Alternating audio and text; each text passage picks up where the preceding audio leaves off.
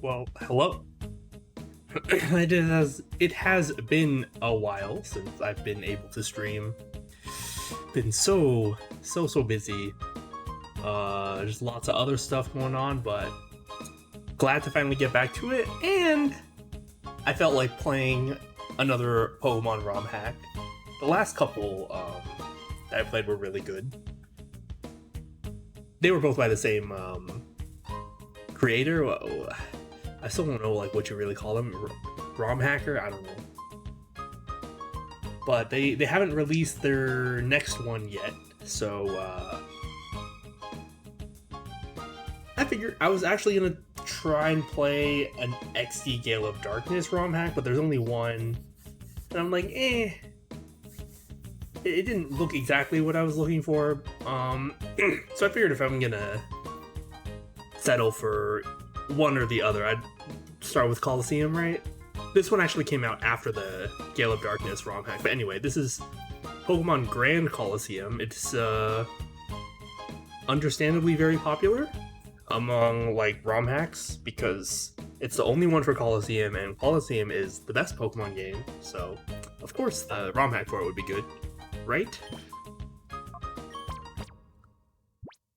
I saw like what's it called?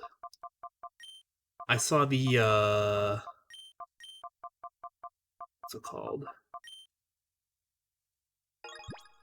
I saw like the first, I don't know, few, like the first little bit of the game and saw, well, I didn't watch through closely. I like skimmed through a video. I saw like one major difference in the first like 20 minutes, but it's just, making sure I know what I was getting into, I guess.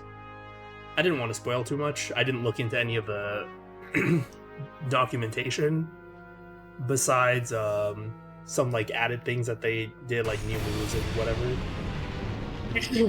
I assume like the cutscenes in the story are going to be the same.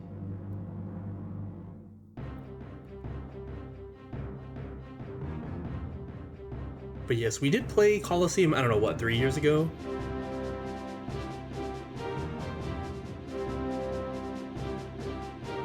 Something like that.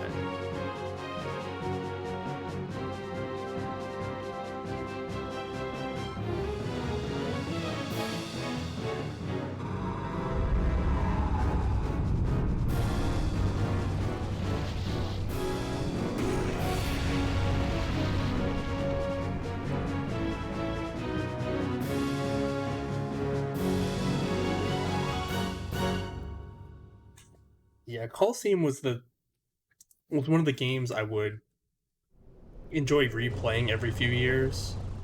But the last time we streamed Colosseum, we had like such a great team, such a great run. That's like, well, I don't know if I'm ever going to be able to beat that.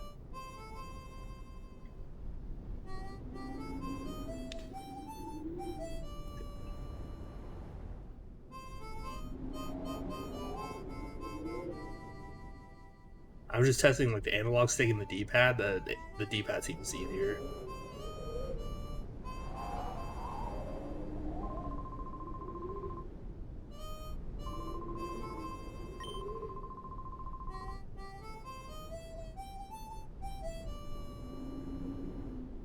I guess I shouldn't spoil anything for anyone who hasn't played Colosseum before. Not that there's that much of a story.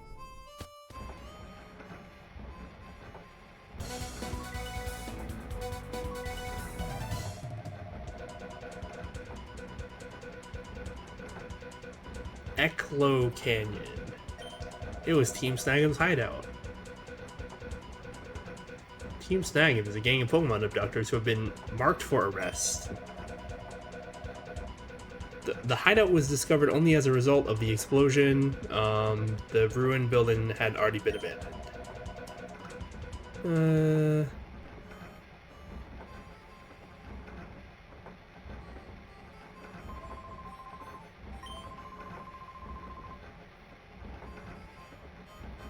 Are these people all just gonna say nothing?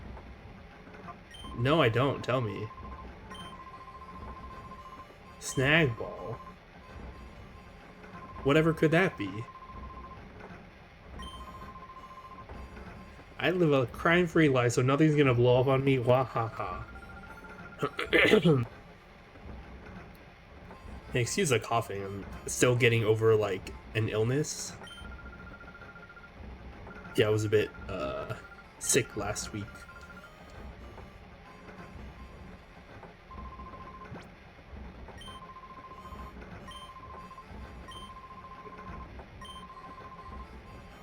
Oh, I need to look at my Pokemon.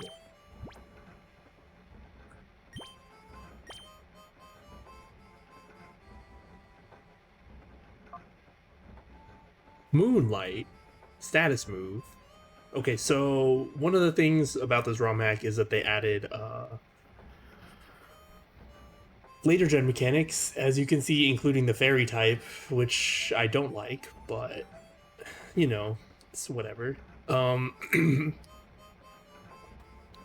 And they added, more importantly, the physical special split and updated doubles mechanics. Not everything about doubles is updated from what I saw, but most of it is. Okay, Moonlight, Helping Hand, Bite, Confused, right? Okay. I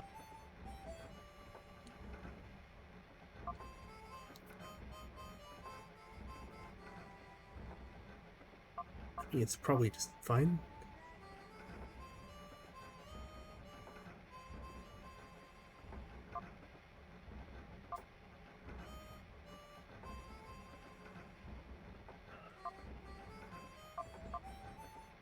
.42 attack. Okay. Sassy. Oops. No. Oh my gosh. I wonder if I should switch the buttons. Or I could just get used to it.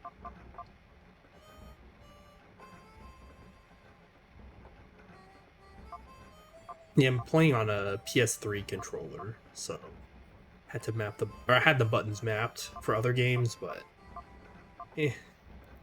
interesting.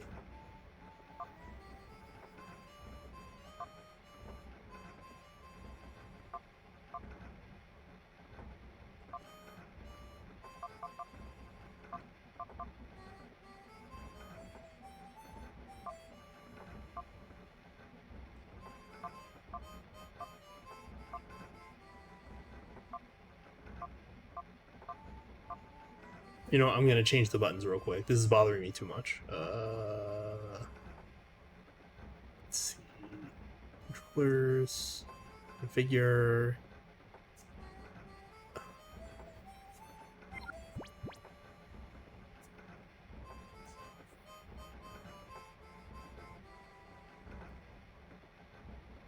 Okay. So this should be the B button now. That's the A button. Okay. Hold on. Who is... Okay, Espeon is faster, of course.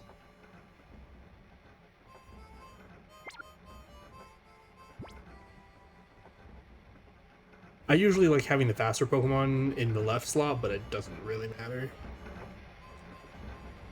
If I'm not mistaken, they also added the ability to access, yeah, your storage at any point, which is kind of nice.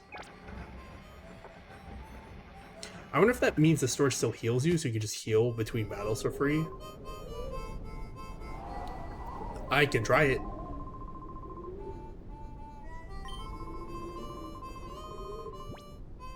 Okay, if you insist. Well, you don't want to battle on this one, like, ramp right in front of the door?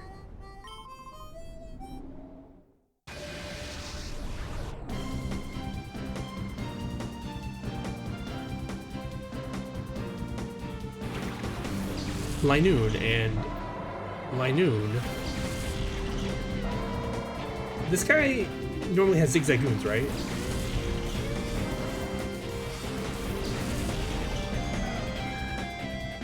Well, thank you so much for the 19 months, Fake Life. How's it going? It's going all right. We just started this ROM hack of Pokemon Colosseum, Pokemon Grand Colosseum. I can see already from the first fight that things are a little upgraded. Would it make more sense to bite or Helping Hand? Probably Helping Hand, right? Espeon's just way better.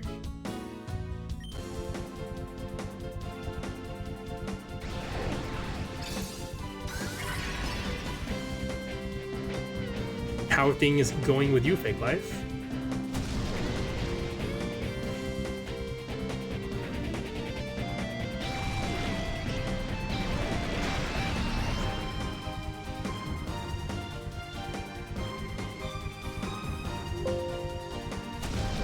Excuse the Windows noise. I was changing the volume. Okay, so Espeon's in a little danger. But we fight that guy?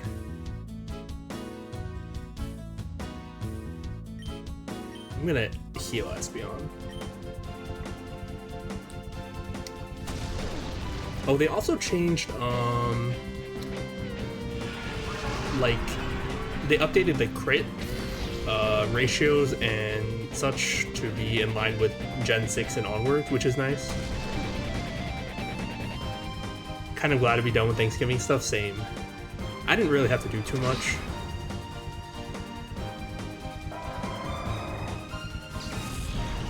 But, I don't know, holidays just always add so much extra, like, work, I guess.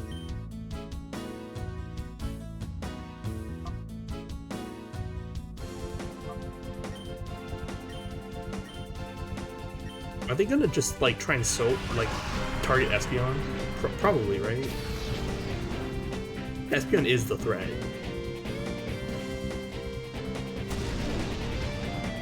Okay.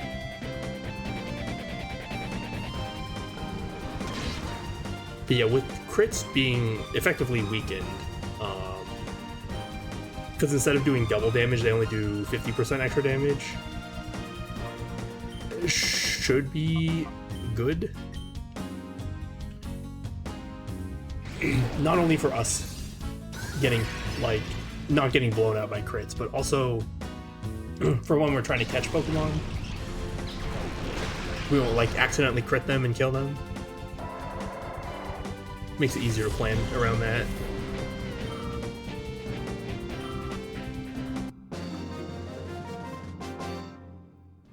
Anyway, this fight seems very losable, honestly. It's the first battle. Still needs seasoning.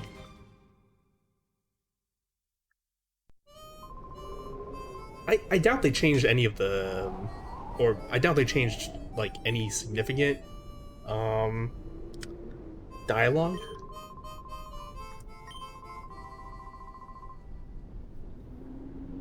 Alright, guy.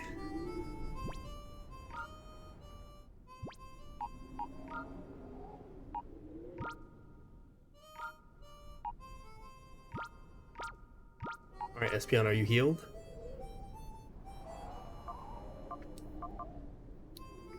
Looks like it.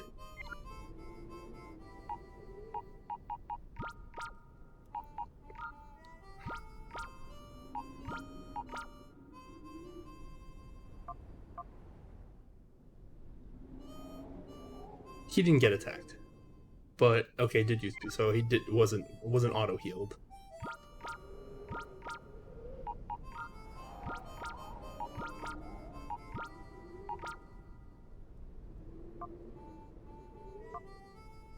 Okay, so we just have free heals in between battles now, which is good. Very, very good. Very good. I guess I'll save.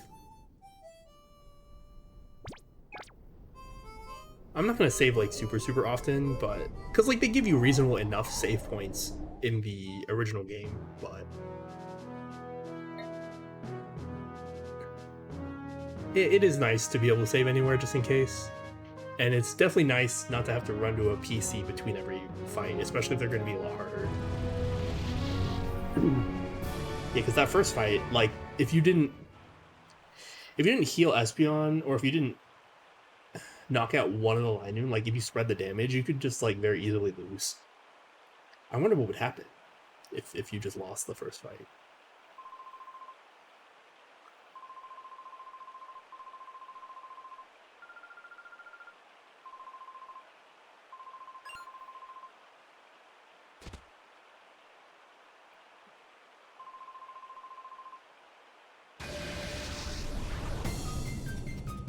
Yeah, I overheard you kidnapping a person, so we have to have a Pokemon battle.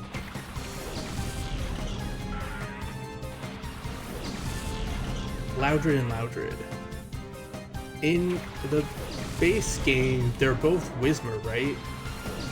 Sometimes funny things happen when you win fights you're not supposed to, or vice versa. Yeah. I mean, even in the base game, if you, like, actively try to lose, I'm sure you can lose the fight. Like, you could just not use any damaging moves and just throw and lose. I assume the guy's just like, what's wrong with you? What's, like, why aren't you, like you're not being serious, right? And then that you just redo it, but that's kind of how they make it seem anyway. But yeah, in the base game, these are Whismer, so yeah, they're already like having evolved forms, which makes sense. I mean, like Linoon and Loudred do evolve before they reach these levels, right? If I'm not mistaken, so it makes sense that they would be evolved. Okay, let us just do the helping hand thing again. I guess I could use Confuse Ray. We'll do the bigger one.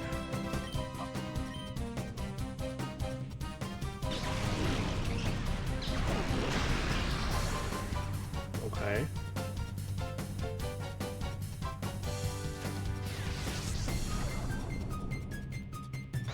If it did that much of the 25... Howl, okay.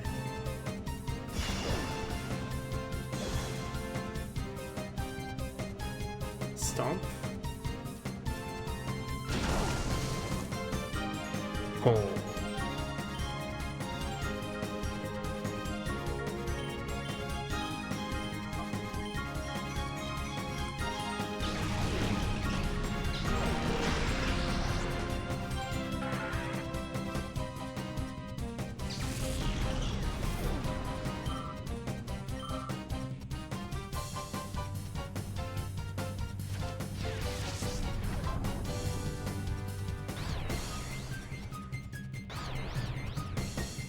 Should be able to just knock it out next turn, probably. Okay.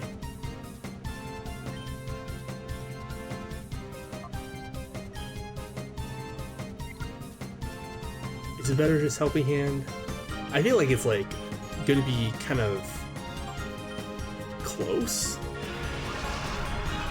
if I try and helping hand, so I will just heal first. I guess it's a really nice thing that they gave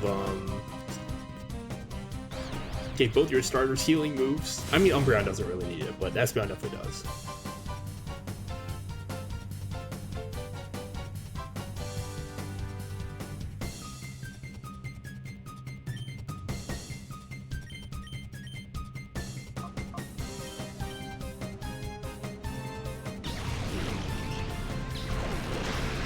Oh, right. Since there's a physical special split in this ROM hack, we can actually use Swift on Espeon. Because it'll be special. Okay.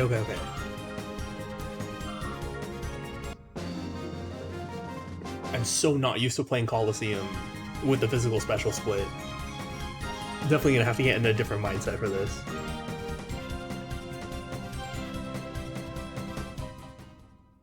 Anyway, we won. As if there was any doubt. They changed... why isn't Loudred all caps? Why isn't Team Snag'em all caps? We're not robbers, we're kidnappers.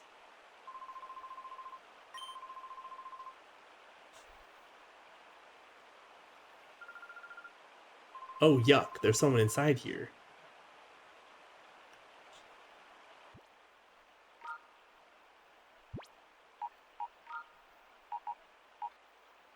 Hold on, I have to heal my Espeon real quick.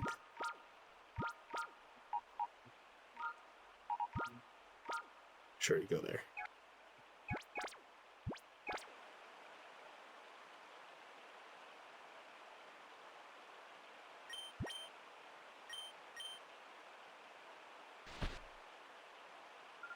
They changed her clothes and her hair.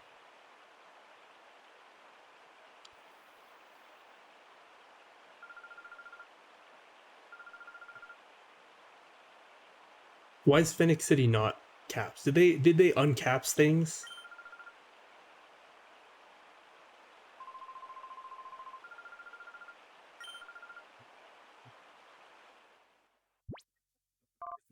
You can just be Rui, I guess. That's fine. They modded her hair and clothes to be different. Interesting. They changed her dialogue.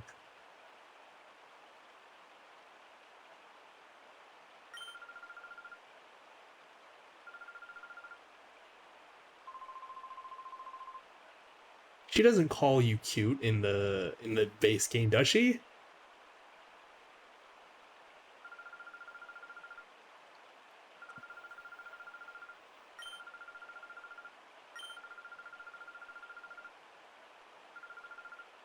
Did they change her clothes to match her new attitude?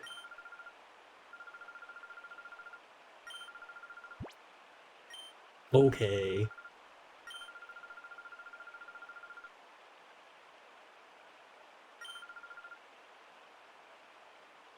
To the mayor's place? What? Where's the apostrophe?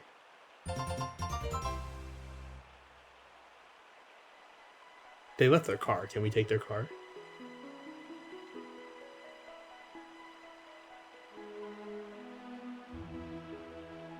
Where's the cast form guy? Oh, that's right. That was the cast form guy. Right.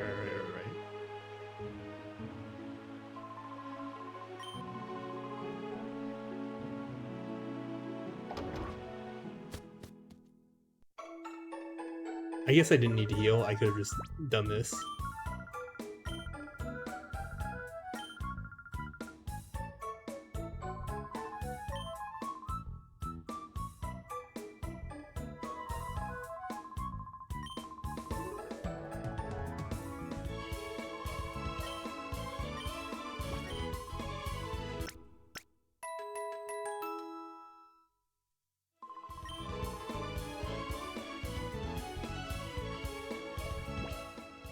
And it's just... There's nothing in here, right? Okay.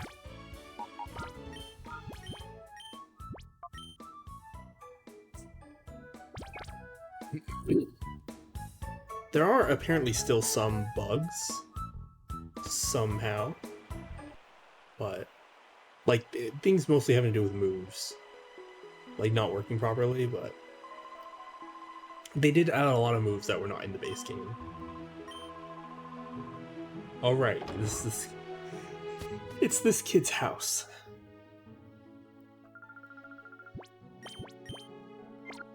Oh, we have a lot of money. Oh, we already have a lot of... Oh, that's right, we already have these items. Okay, cool.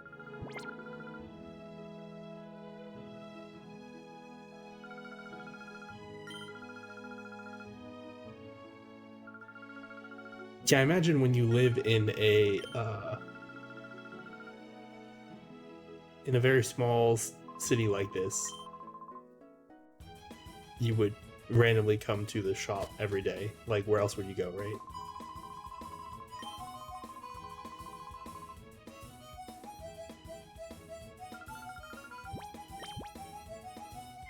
I thankfully live in an area where there's no shortage of things to do.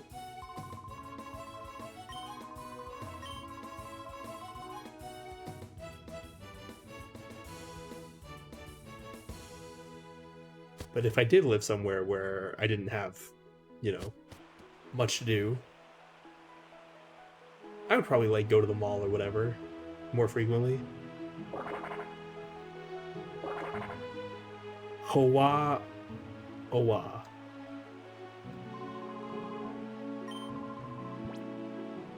Not yet. Oh, the pre-gen. Yeah, I mean, I guess I'll go there. Do they give you anything free? I don't remember.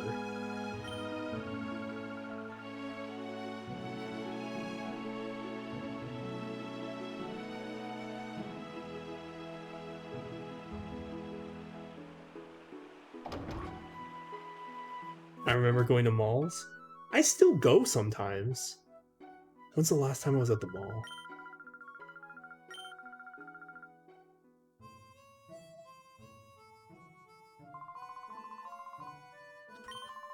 Oh, right, I was going to go to the mall recently, but then I just ordered what I needed online, so...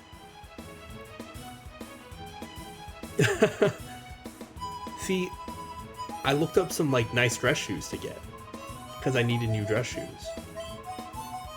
And then I was like, I'll just go pick these up from, one of the malls around me, and then none of them had it in stock, so I'm like, I'll just order it online.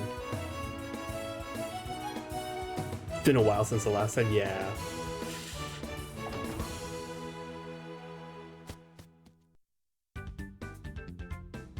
Nowadays, I'll go to the mall if it's, like, convenient or reasonable. Like, if I need to get something specifically from the mall.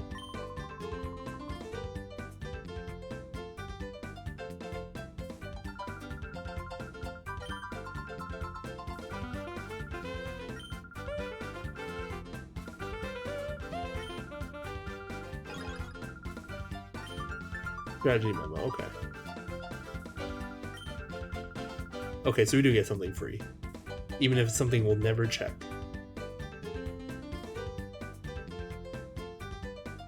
I'm not doing any battles here right now.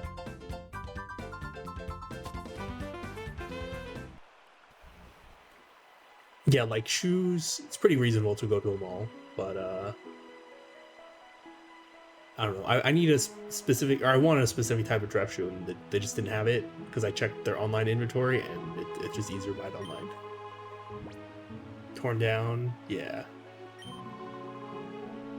Oh, okay. I guess we're fighting this guy. Cabe. Yeah, most of the... well... there's like 3 malls that I would actually go to. One of them's pretty close by, and it's like super alive. It's like I go there in the middle of the week and it's just crowded. So yeah, Miami must be doing well. And then there's one where, well, there's another one I go to that's a little further out that I go to with a friend, and it's also pretty crowded. I assume it must also be doing well. And then there's one that's super dead, but it has a big round one, so I'm assuming that's what keeps them all alive. Anyway, how do we deal with these? Oh,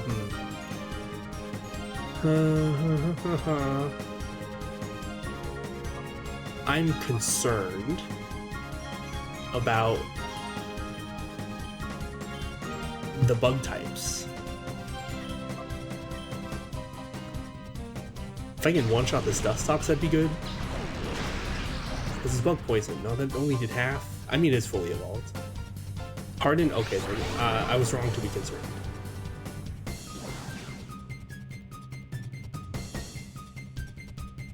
Okay, what's the Dustox gonna do? At least I know if it doesn't kill Espeon, I can... oh, okay.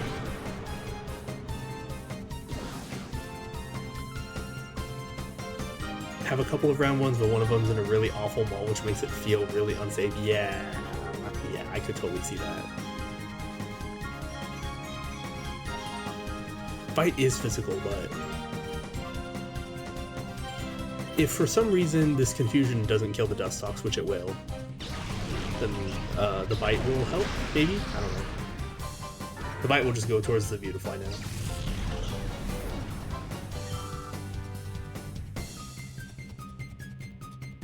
Look at those blocky shadows.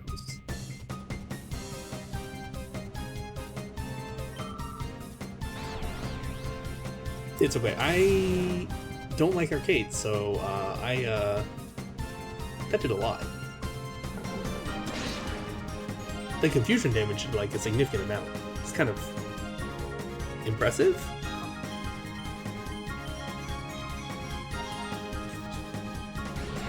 Yeah, like I don't like going to arcades. I really only go if my friends really want to go. But even nowadays, like that was before. Like now, if my friends want to go, I'll just be I'll go without me because I don't want to go. They're always so loud, and I don't really play any arcade games.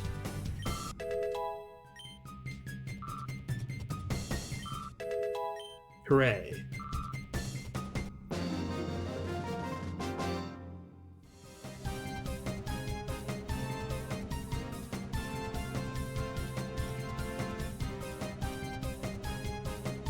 I'm just looking at the background. There's the PC in the shop. And the western entrance. And that's the Colosseum, Fennec Colosseum.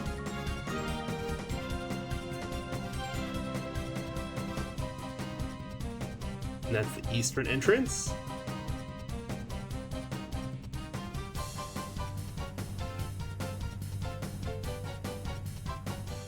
It's kind of neat how they made these, and that was the main entrance. But yeah, it's kind of neat how they, made this arena and actually, like, had stuff from the city in it. Oh, what are you giving me? 41? What is that? You don't do arcades much anymore? Yeah, Roos. That's useful. Although, from what I remember in the documentation, Roost doesn't work properly in this ROM hack.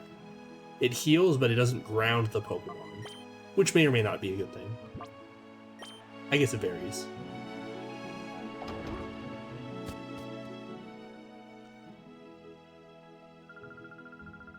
Why does Lady have two-tone hair? Is that normal?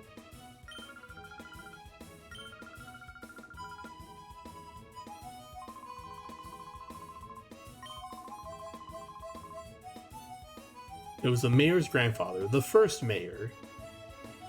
Okay. Who founded Fennec. Okay. I'm just avoiding going to the mayor's house, but I guess we can go now.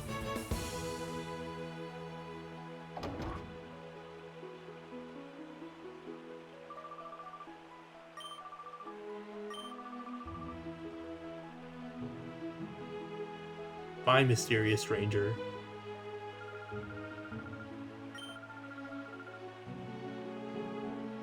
I wonder if they... Yeah, there's probably no way to talk to this lady until the guy leaves, but I don't know. Maybe there is. If you come from the south. I never really cared to try. What's the mayor's name? SK, that's right, okay. That was my guess, but I didn't want to say it and then accidentally spoil something. If I was wrong, I mean. Normal, boring-looking NPC, you're right. He fits right in with people from like Final Fantasy and Kingdom Hearts, right?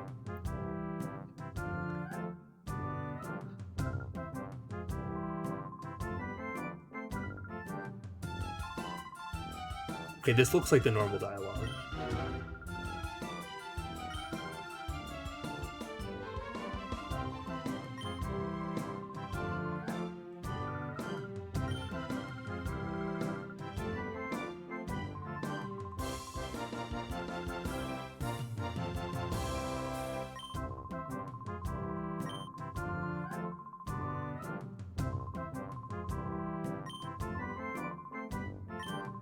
The stadium.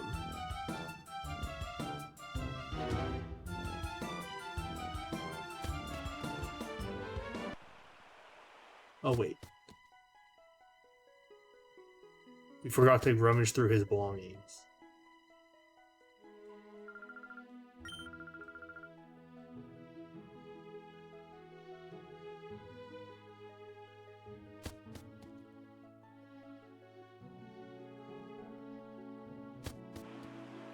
So in January, I'm going to do a teaching session of the Mahjong sum translating for the local club. Ooh.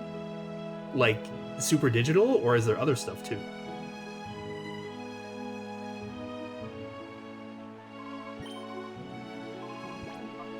I don't know. Okay.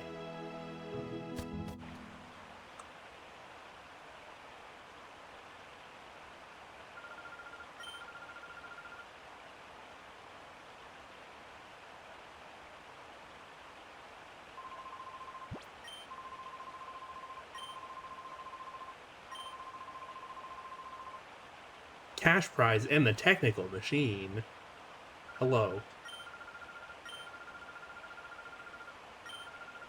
Excuse me, I'm the main character. There can't be any stadium challenges going on without me. I'm a save. Because I think I have an idea of what happens after this.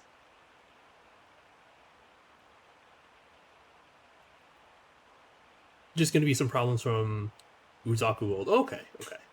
Super Digital and New Book later. Okay. Reasonable. So what brought this about? Were you just translating stuff for yourself and then decided to bring it to the club, or did they ask you about it? Like, I'm curious. All right, yeah, so we're getting confronted by Team Snaga.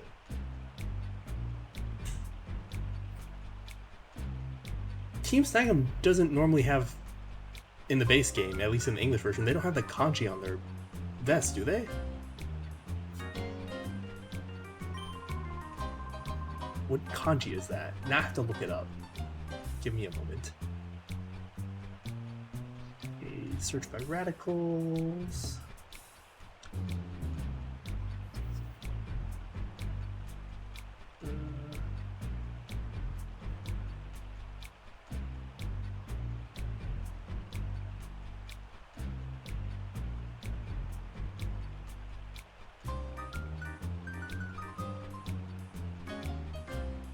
I found it. Oh, of course. The kanji on the back of their vests is the kanji for stealing, robbing, or pilfering. What a shock. Anyway, showing off the new books, mentioned is trying to translate, and the president asked if would be willing to teach. That's really cool. Well, I hope that goes well for you, Fake Life, and yeah, if you need any help with any of that, just feel free to ask. Yeah, I think they probably edited out the kanji in the English version of the game. Yeah, I assume. That's probably just their team name in Japanese, whatever the pronunciation is. It might vary based on the context, but...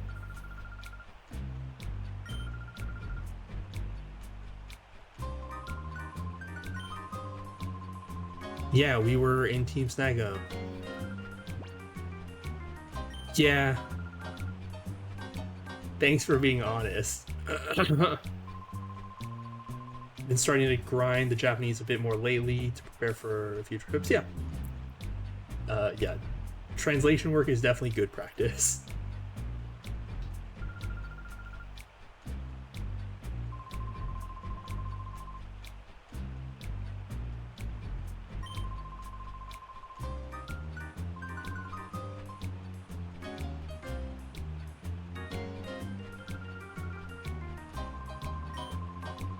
Creeps. That reminds me of Battle Assault 3 featuring Gundam Seed, where Kira and Athrun call the what's their names? Extendeds? They actually don't use that term in Gundam Seed, but they use it in Seed Destiny. They call the extendeds like creeps and freaks. You might ask if you run into weird stuff. There's obviously a lot of, yes, there is a lot of weird modern terminology. Uzaku's writing style. Okay, I can't say that I've read it, so I'm not entirely, like, I'm just not familiar, but I wouldn't be surprised.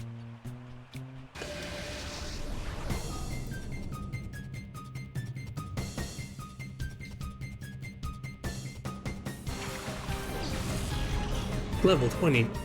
Oh, excuse me. Level 29. It's a good thing we have the type advantage.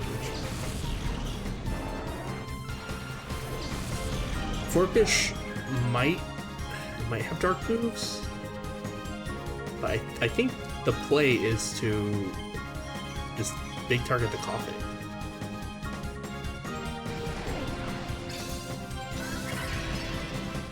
It's so nice that they actually gave your starters like more usable moves, like healing moves, and then they made Swift special so you can actually attack with it. And Umbreon's just being the good support. Yeah, that's a dark move. We don't have an item, so it shouldn't...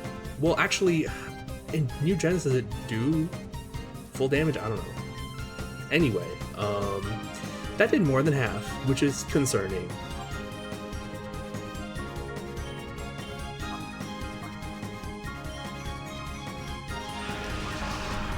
To use some weird words to draw sports, or draw from other sports to draw parallels. Sometimes uses kanji where I feel like it's been. Seems to always write out Nai using kanji. Okay, I mean that's.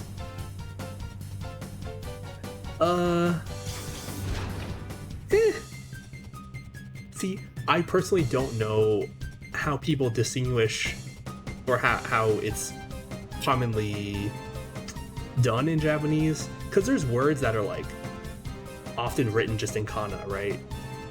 But then there is kanji for them. I don't know.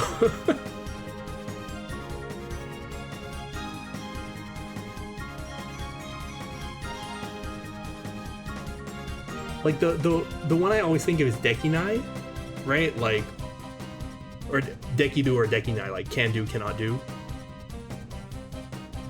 And then I've heard someone tell me that the kanji, like they use kanji for when it's physically possible or impossible, and they use the just kana when it's like less strict. But they didn't sound very confident. They're like, well, I think it's like this. I'm like, oh, okay, sure. It might just be like a style thing. I don't know. Anyway, Bite didn't do enough for my liking, so I think we still do this for one more turn at least. Because I don't know if we're gonna need Espeon for like another fight.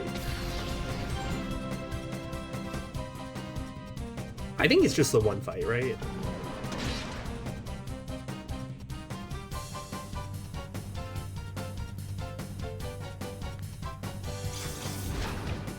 Yeah, like they actually gave these. Well, yeah, they gave the opponents like real Pokemon and real moves, so.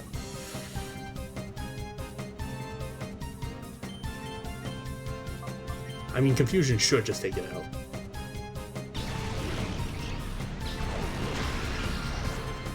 First time I ran into Junmei, yeah. Like the turn number, yeah. Yup. I think that's I think they use a different kanji for Mahjong specifically when it comes to that.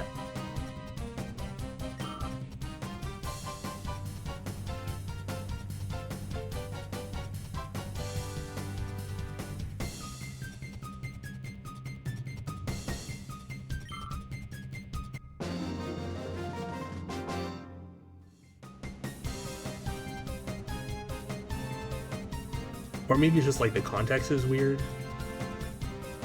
I remember there being something weird about it.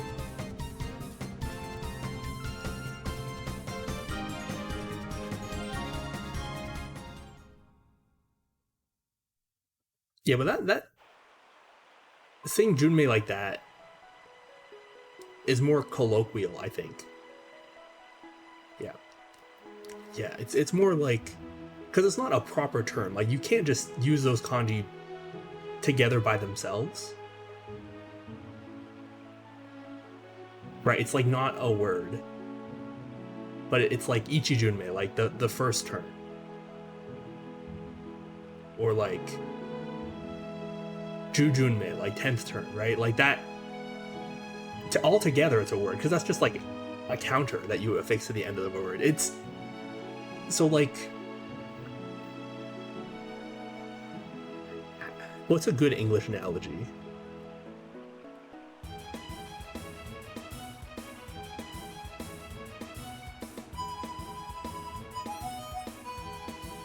I don't know if there's a good English analogy for this.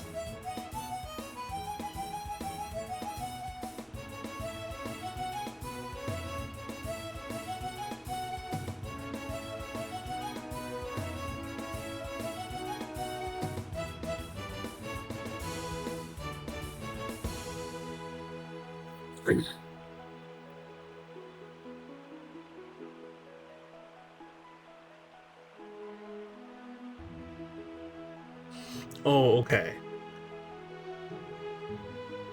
So saying,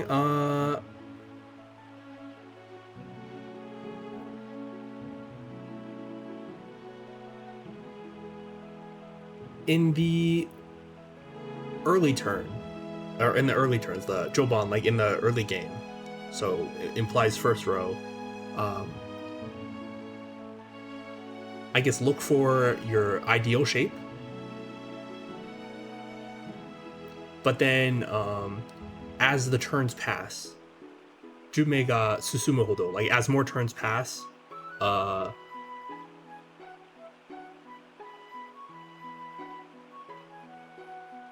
put importance on like number of tiles remaining.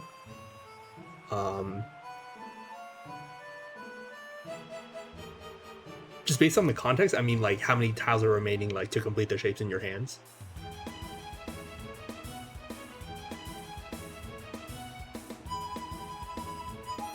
I'm gonna look up one of these kanji.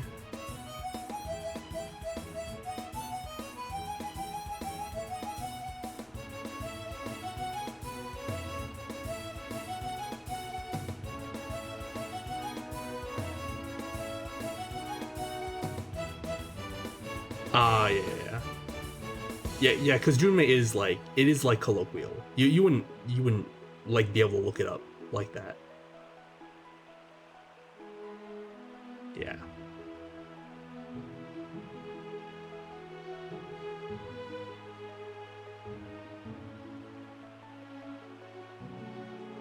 Mm-hmm. Yeah. Translating Mahjong content is fun, isn't it? Yeah, it was just the one battle. Okay, good. I remember sometimes, when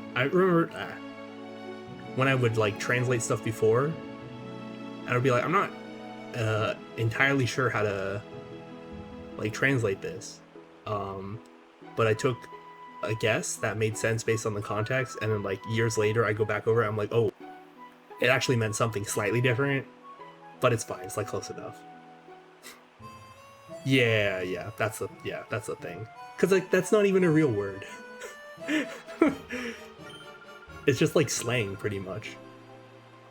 It's like Mahjong slang that wouldn't even be in a Mahjong slang list, I don't think. It would just make sense if... It just makes sense if you like kind of say it out loud, I guess.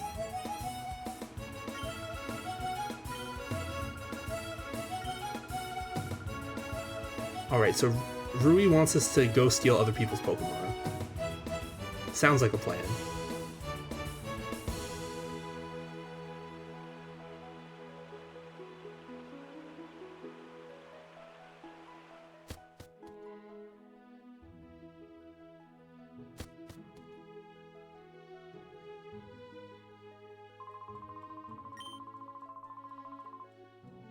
I have to keep that a secret. Well, okay.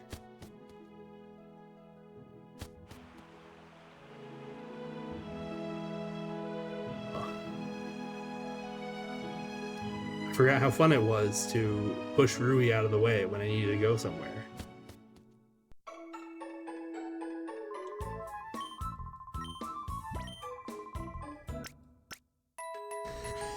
It'll be so nice to be able to switch between my Pokemon at will and not have to run back to the PC every battle when we're in like actual dungeons and stuff. See, if she didn't actually take up space, like if you could just like phase through her and she wouldn't actually stop you from moving, it would be fine. Like in later Pokemon games, like in the Switch ones, or I guess I played Shining Pearl, right? So in that one, your Pokemon falls behind you, but you can like push through it and face through it, so like it doesn't matter.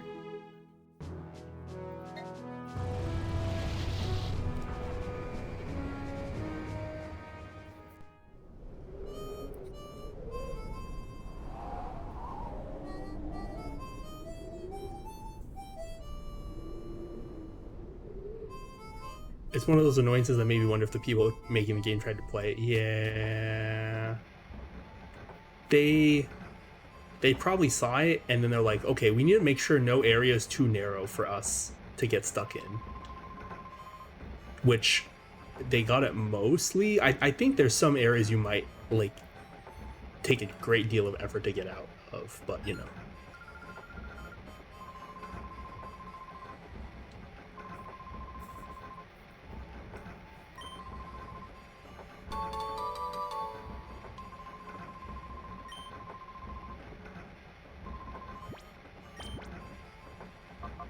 Yeah, I'll buy your Pokeballs.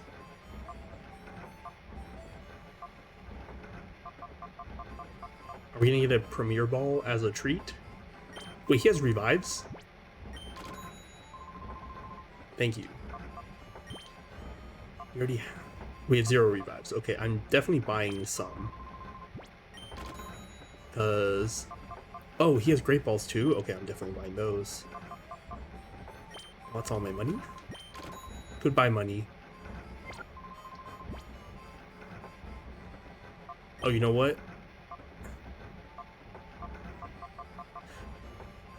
Oh, you know what? I was gonna sell my Awakenings, but I don't know if, what's it called?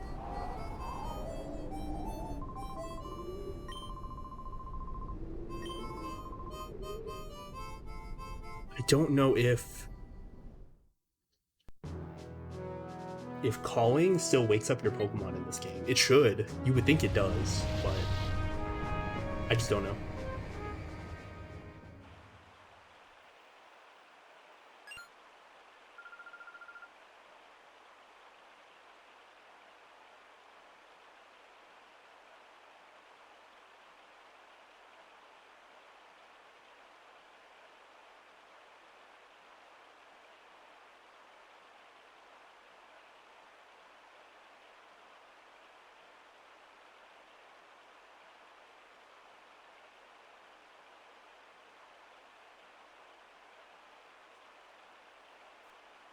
Got an RPG a while ago where the camera always snapped to being instantly behind you without being smooth at all. So when your character ran on some gentle incline, the screen shook like you were on a roller coaster. Oh.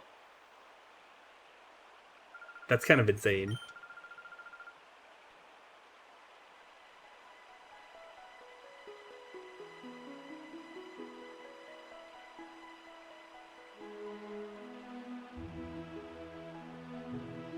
I guess it made them easier for them to program the camera, if nothing else.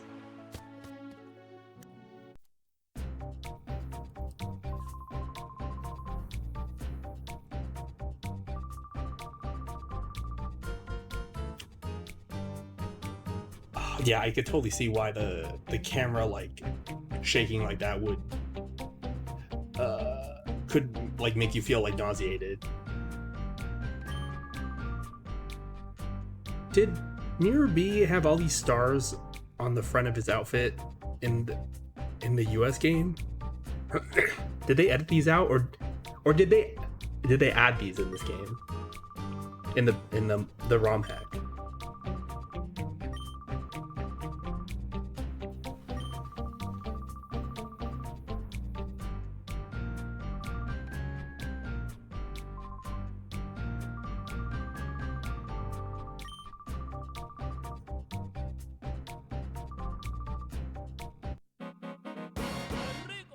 Okay, bye.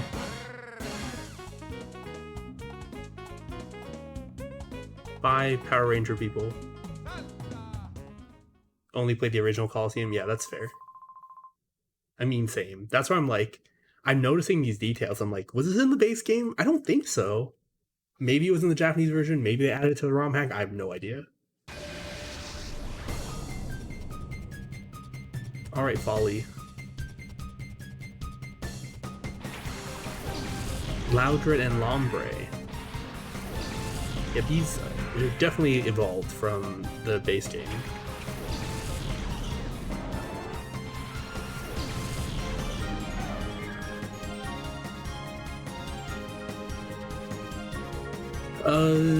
The Lombre's probably gonna fake out, right? I want to double target the Loudred, I think. But I don't want to use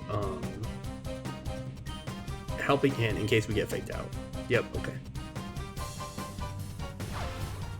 Okay, he hit the correct target. He got a crit, but it's a crit on a small move. It's fine. Can we get the flinch as well? Nope. Disarming Voice. What is that? Super effective. Oh, that's a fairy move. Oh, okay. Does it lower stats? Oh, it hits both. Okay, sure. Okay, sure. By all means.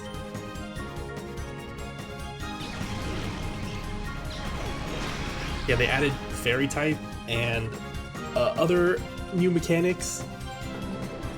I'm still not used to fairy type. Fairy is good against dragon and fighting, and it resists. Well, it's immune to dragon, and it resists fire, fighting, dark. Oh, it's good against dark. That's right. Yeah, fairy type.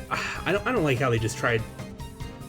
So like, they made fairy type because dragon was overpowered, right? It's like, just nerf dragon type, or nerf the dragon Pokemon that have the busted type. Like, why do you have to make a whole new type that specifically counters it? It's pretty dumb.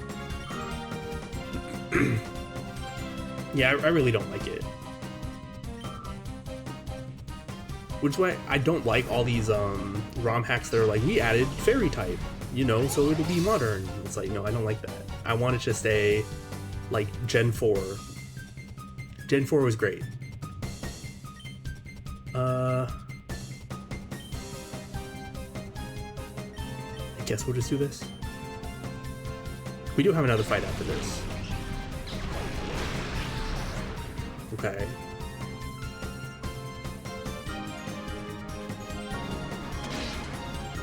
Good. Okay, I'm gonna heal with Espeon before the next attack.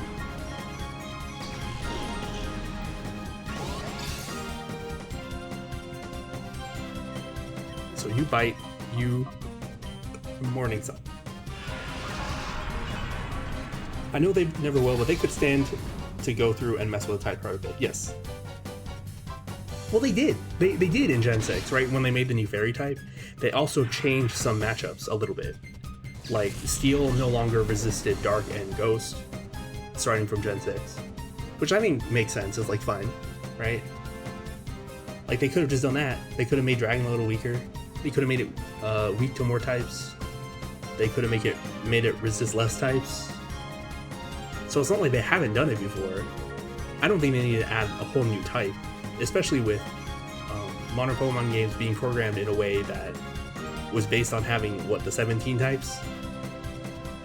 So adding Fairy, like, kind of changed how certain moves worked, like Hidden Power, where you just couldn't have Hidden Power Fairy because of the way Hidden Power was calculated, and they couldn't change that because it had to work for Pokemon all the way from Gen 3 onward.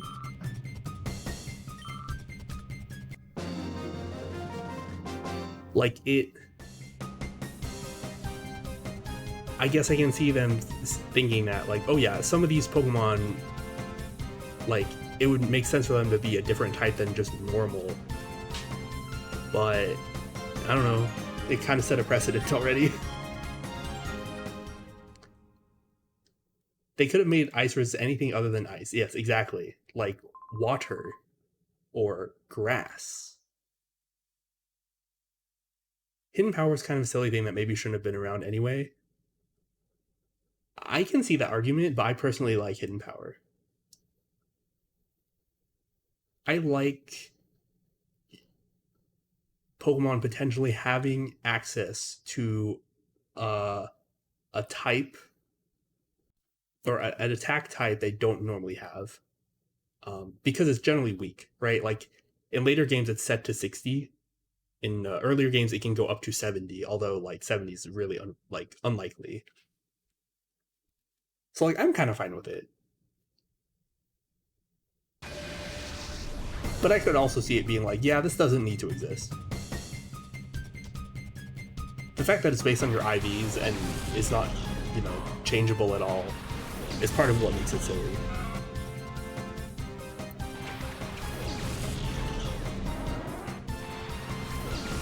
Yeah, and it is not very strong, yeah. Oh, they changed her eye color, so when she does the eyes wide open animation, it messes with the... Okay, I see. Those jerks captured me because I saw that Pokemon. I can see a black aura coming from it. They must have done something to that Pokemon. Okay, so Furret, normally... What's the other guy's name? The guy in front of Pyrite, he's the one who has the Furret. But they gave Furret to... Okay. There was supposed to be an animation, because this is supposed to be a Makuhita, as the animation of the Makuhita punching you, and that's why the player character gets pushed back. But the fur is just sitting there.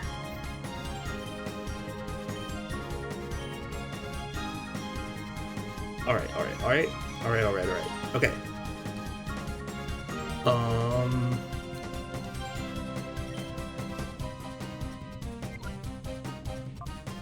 Okay, we're gonna do this.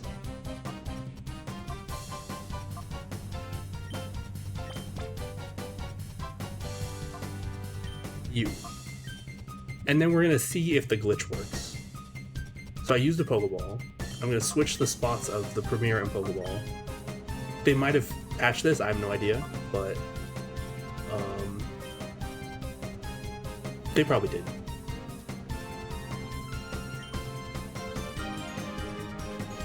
The first Shadow Pokemon you encounter, normally it's Makuhita, in this case it's Furret. It has a 100% catch rate. So, this will just catch. We don't have to do anything about it.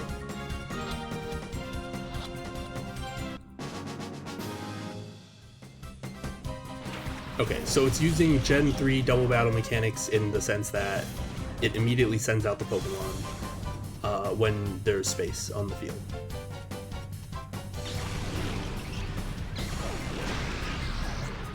Okay, that didn't do too much.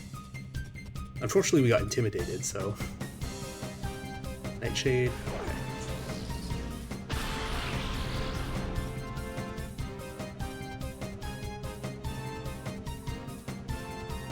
Okay, I'm more concerned about the Ariados, so we're gonna deal with that guy. I'm a Helping Hand Confusion. This should kill the Ariados. And we can take our time with the Dust Ball. Yeah. I wonder why they made Furret your first Shadow Pokemon in this mod. Like, I get it. It's another, like, unimposing one, right? It's just, like... It is there. Like, the Makuhita is just also kind of there.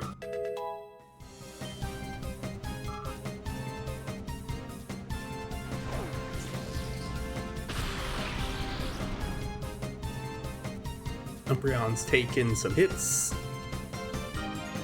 Nightshade does damage equal to the Pokemon's level, so it's not affected by any stats.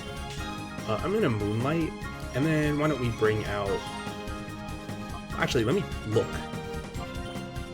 Oh, you have an item. Is it this? Oh, I was gonna be like, is it Silk Scarf? No, it's Citrus Berry. Good, I want to take that off before it eats it. You have Shadow Rush, okay. Well, Shadow Rush is good. Yeah, you just switch in.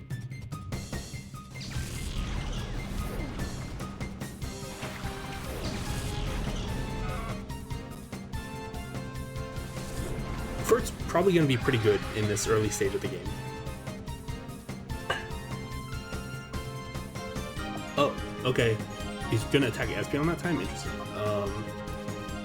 Heights, Shadow Rush. Oh, that took a lot of the bar out.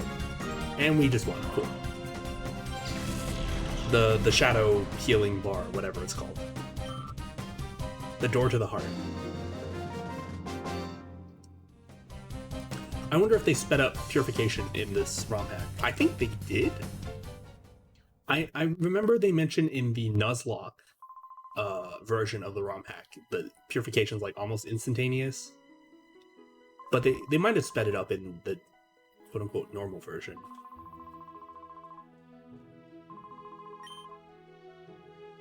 Cool, thanks for the furret.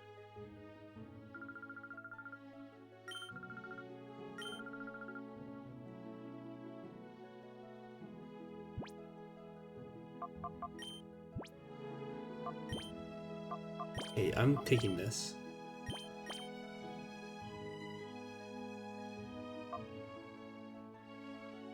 It's 100. That's normal, right? And it is physical. Okay.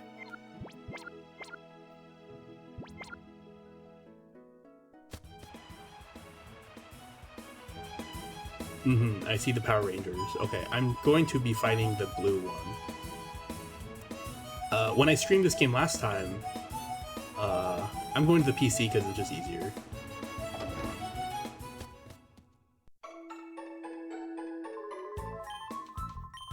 Yeah, when I streamed this game the last time,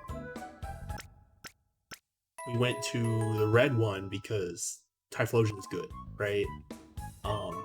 In this ROM hack, you can actually choose which starters those use. So it's either Kanto, Johto, or Hoenn. And I picked Hoenn because I want a Marshtomp. I assume it'll be Marshtomp. For it's probably faster than Espeon, right? Yeah, for sure. Also, I guess walking wouldn't be bad since we have pickup on for right now.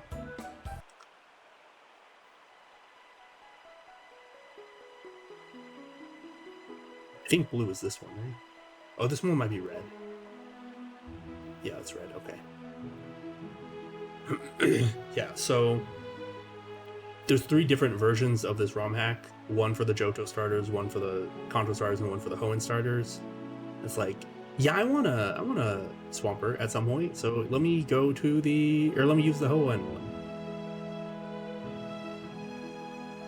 one. Normally, there's plenty of good water-type Pokemon in this, in the base game, right? You can pick up well, I guess Quagsires not amazing. You can pick up a Remoraid to evolve into Octillery. That's what we ended up doing. There's a Mantine, I guess. There's a Quillfish, I guess.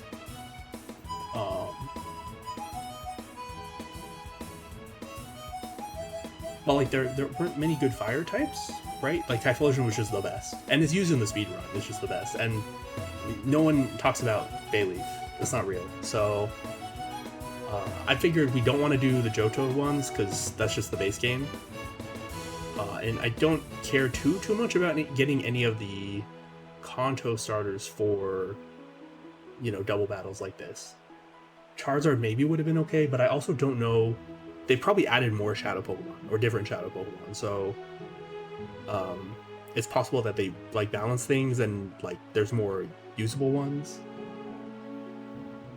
So I figured I'll just go with one of my favorites. Hello. Yeah, I do have this idea that I can take you on in a battle.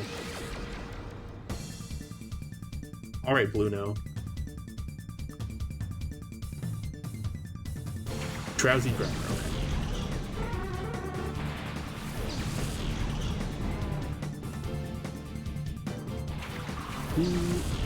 Who wants to get hit first?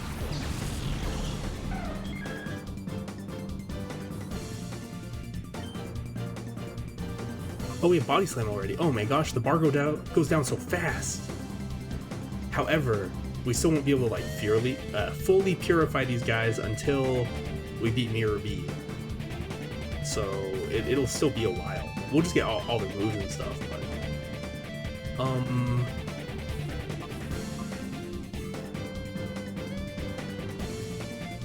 hold on. Summary. Body Slam is 85. I mean, Shadow Rush is still kind of better. Oh, well, Body Slam gets stabbed, so I guess it's better. Who is more of a threat?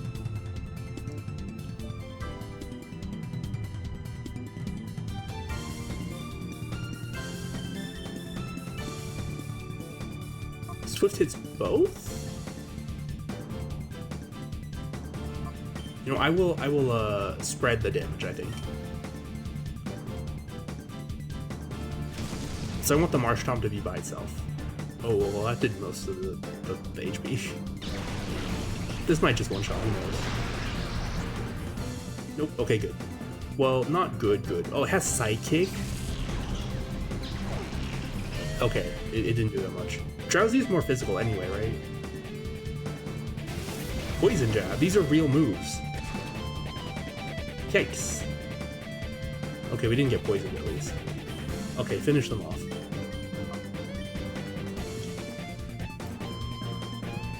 These are like actual moves you would use in competitive.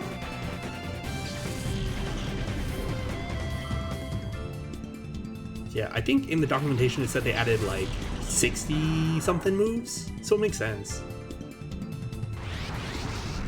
They had to account for the physical special split and add moves that, you know, normally wouldn't have existed. But now they need to have physical and special attacking moves for each type. Alright, so everything so far is going according to Keikaku. We will do the Body Slam. I will... Oh, I do have a Helping Hand, but I don't want to risk it. I'm going to Morning Sun here just to hold off a little bit. If we get the paralysis, that'd be great. How much did that do? This is where I need to hold my ruler up to the screen to see if I can afford one more of those.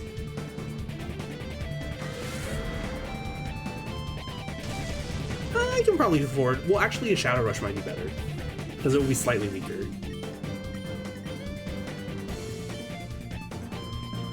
I do want this guy. Yeah, okay.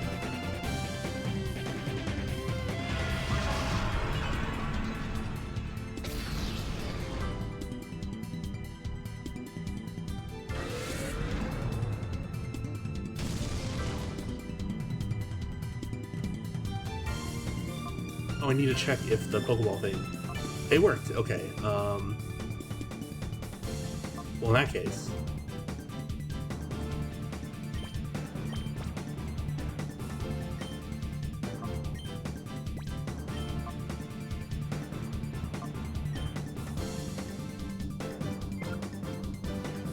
Yeah, I'll use the glitch just to save money, because we're probably gonna need it.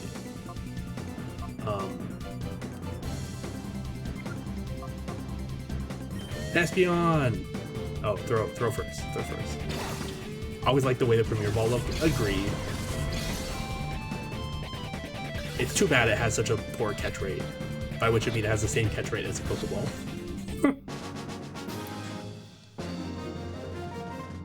I like the Ultra Balls, actually.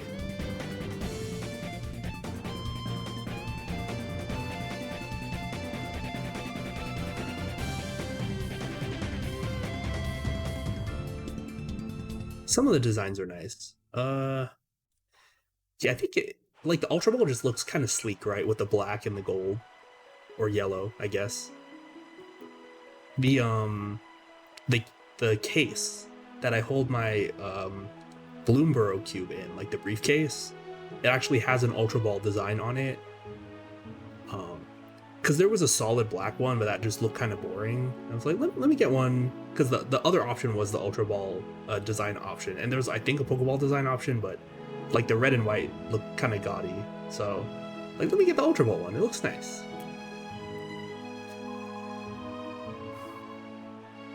Oh, thanks for explaining your plan to us.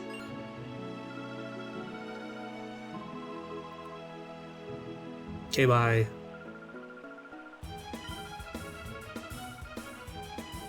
Wait, your grandma told you about Shadow Pokemon? How would she know about it?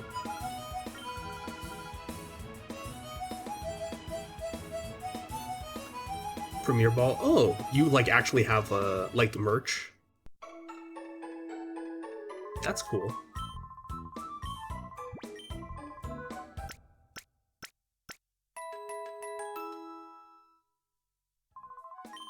Yeah, I do like the Premier Ball. I think as a design on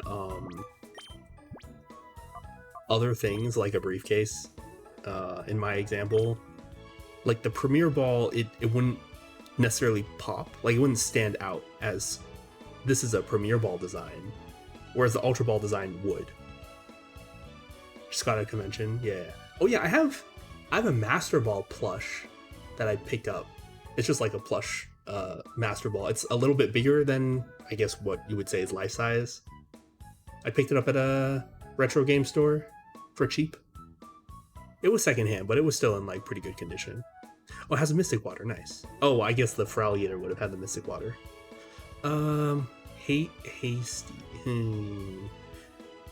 That's not a great nature, but like I'm not gonna reset for natures. It's still pretty good. Reasonable stats.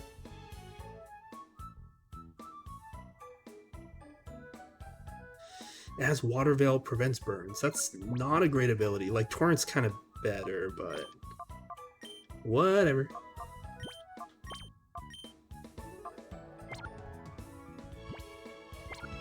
Did I save? I'll just save again. I don't think I saved. I did not save, okay. Alright.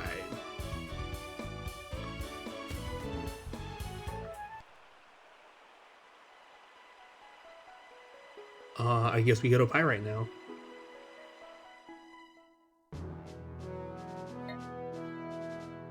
I guess we go to the construction lot now. That's right, it's just like on the way, so you see it, I guess.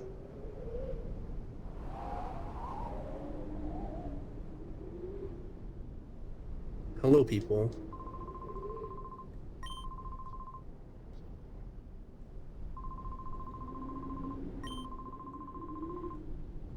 Oh, you're done. That's right. Okay, I mean, it makes sense.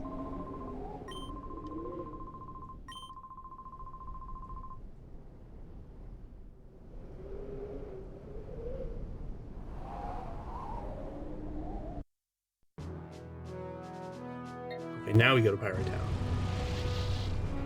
I guess the idea is like you drive by and you see the massive tower and you're like, let's go take a look.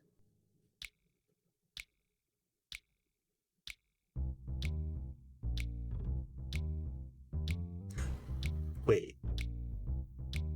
What's this guy's name again?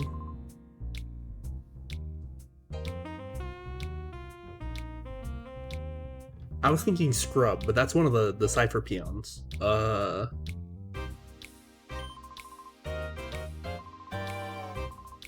Kale. I would have never guessed that.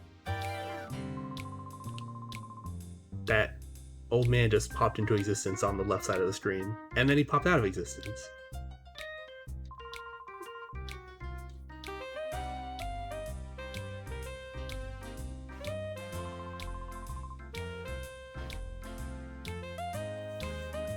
Hey Kale, how you doing?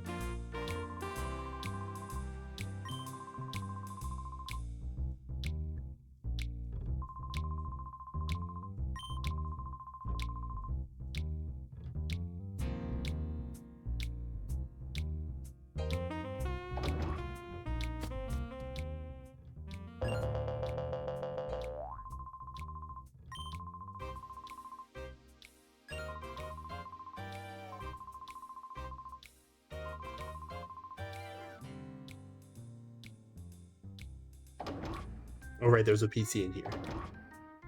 Hello, Mr. Chaser. Don't want to talk? Okay. I should not be using the, Oh yeah, I do not have the key, sorry. I should not be using the control stick. It doesn't work well for whatever reason. You turn yourselves in for stealing the truck because You'd be in trouble if Mirabee caught you. Fair enough.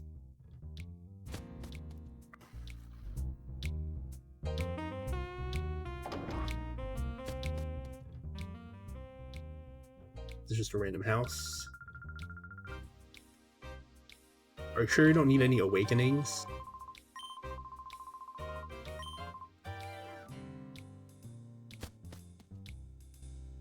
I have 2 whole awakenings I probably won't use. Yeah, I can see why you think Rui's the thug. She sure looks the part.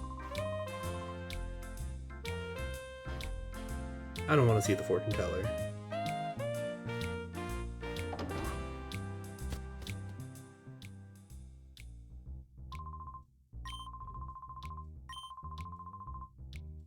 What? Why do you want potions of paralyzed heal if you don't have Pokemon?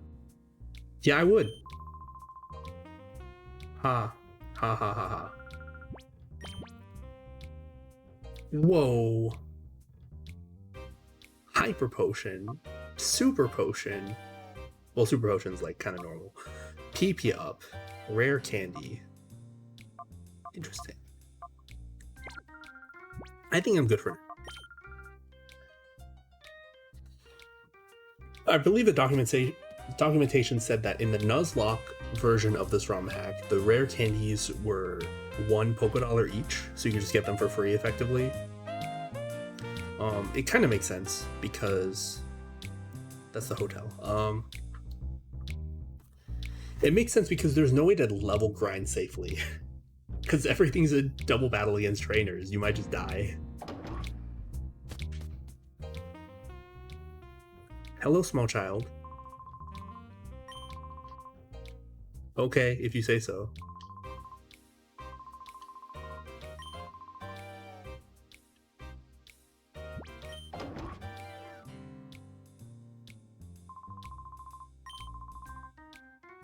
Uh-huh. What's this then?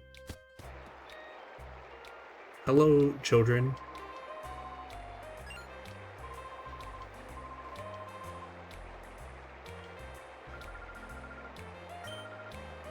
I want to play house. Like Dr. House? That was a lot easier than it should have been. I mean, these are literal children.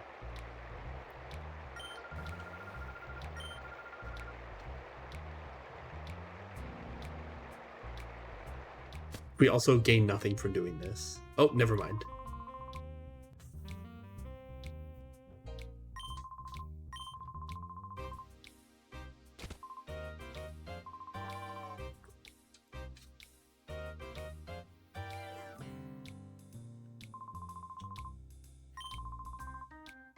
Thank you for telling me, child. I know we snuck into your secret base or whatever. Very kind of you to tell us what just happened, or give us context. Yeah, time to battle, right? Yeah, that's what I thought. That's what I thought. Calda.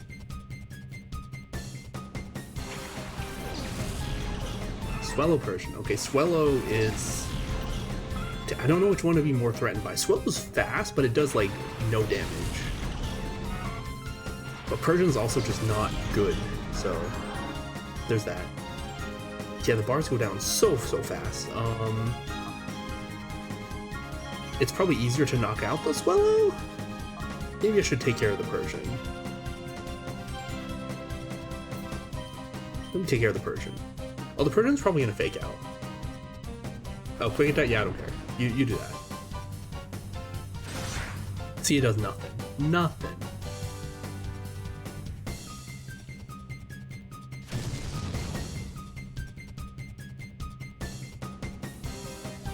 Thief. Okay, yeah, that is... Hyper mode. That's still a thing?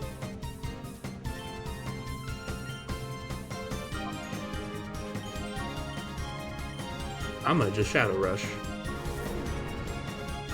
I had to split the attacks because we're using Gen 3 doubles mechanics. This should kill, right? It did half last time. Yeah, okay, good. At least it didn't steal my Mystic Water, right?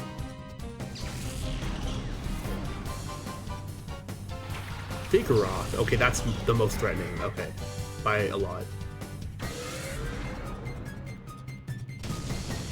Crit? Okay, it's down.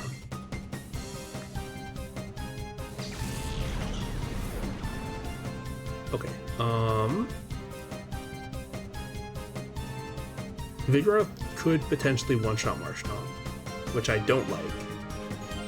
I'm not happy about it. So I'm gonna just call it, I think. Yeah.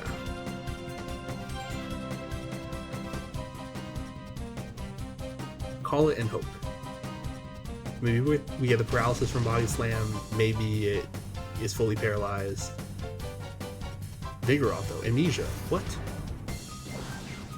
What? What? Alright, free win, I guess. What do we get? Aqua Jet. Aqua Jet.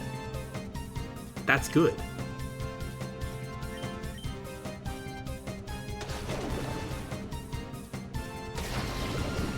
Huh. Aqua Jet was not... Aqua Jet's Gen 4. So they must have made the animation for it out of existing animations in the game. Interesting. Because it was like the dive animation, kind of. Like the second turn where you pop out and then attack. Interesting.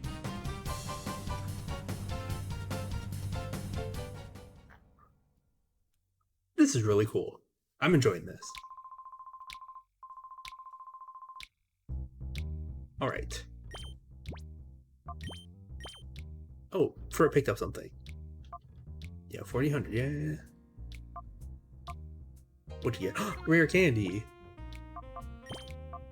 I'll take that. Alright, so...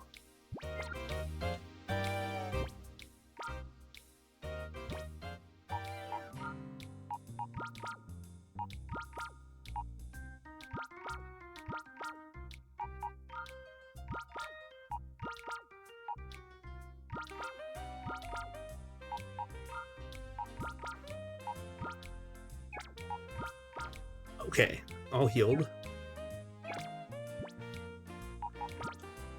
Makes sense you could do that. Which part? Like making the animations out of existing ones, or opening the storage from anywhere?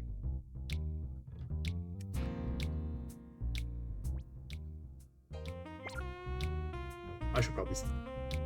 I didn't save, huh? Probably should. Oh no, I did. Okay.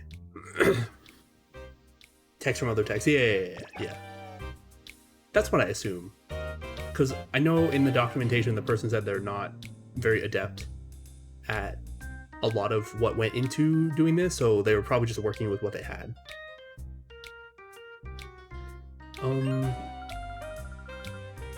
Here in the square. Okay. We're gonna be fighting a lot of these people. Are you part of the square?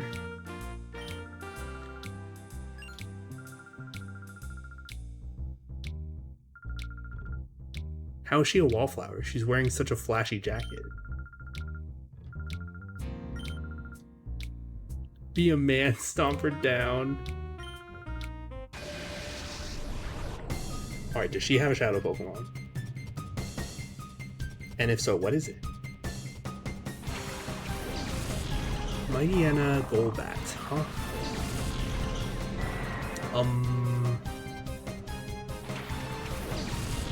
I think I'm more threatened by the Golbat.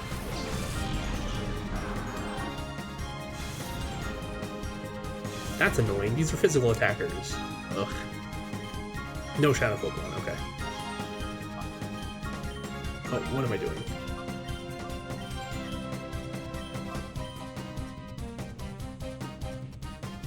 Even with Stab and the Mystic Water, Shadow Rush is still going to be stronger than Aqua Jet. Okay, we got the paralysis. Nice. Howl? Okay, now I'm more threatened. How's the Mightyena faster than the... Oh, okay. That's good. But yeah, how's the Mightyena faster than the Golbat? Golbat should just be faster, right?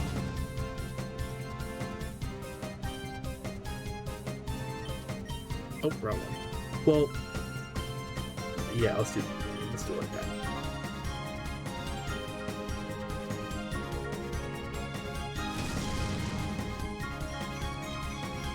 Maybe get the paralysis. Another howl. The paralysis shouldn't affect turn order immediately, though. It shouldn't. He's going into hyper mode a lot.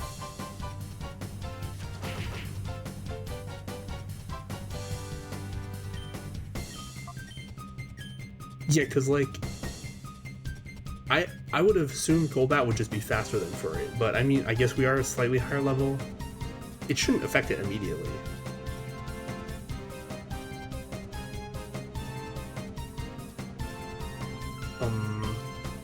Let's just do this. That would probably take one more turn. Even if I crit the Mighty Anna, we'll probably go another turn. They're just using Beef.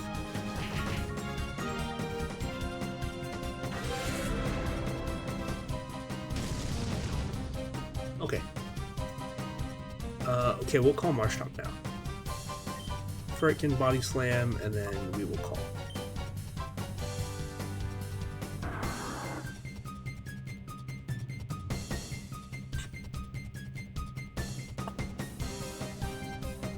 It feels so nice to have a Marshtomp already. Even the Quilava, right? You get the Quilava, and all it's doing is Shadow Rushing at the beginning. At least it's like a decent mixed attacker, but it still feels kind of bad.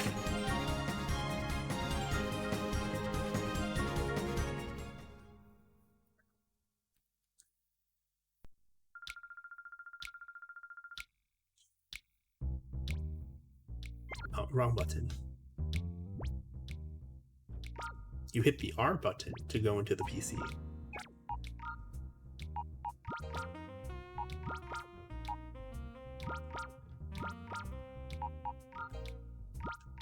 I know people like to use mostly Espeon because Espeon's really good.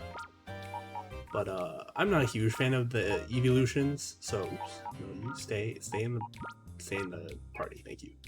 I'm not a huge fan of the evolutions, so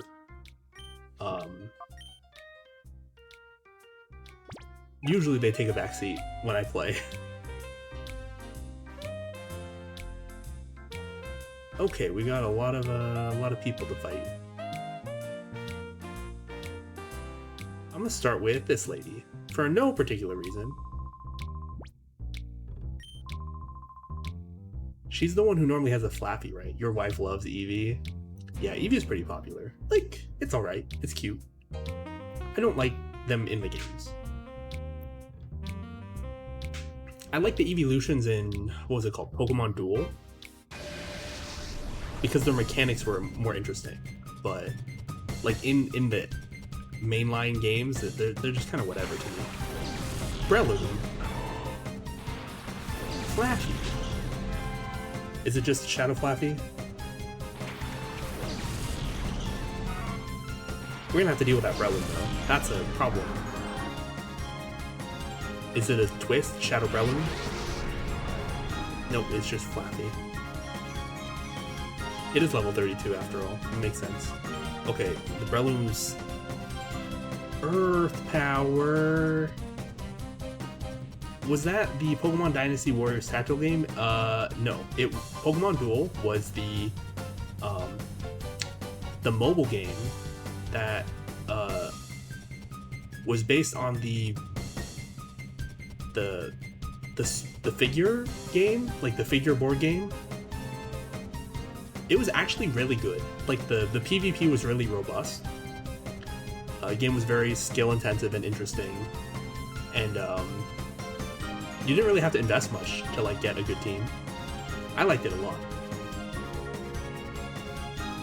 But you know, as all mobile games do, it shut down after a while. I quit like after maybe a year, maybe less than that even. I played it for a decent while. Anyway, Shadow Rush. Yeah, I played it for a decent while. It was really fun. That's like the only mobile game I actually paid money for. There is actually a version of it on Tabletop Simulator, I found out later. someone recreated all the figures and such in Tabletop Simulator, so people could play. And too bad we don't get a Breloom, but Flappy's still fine. I'm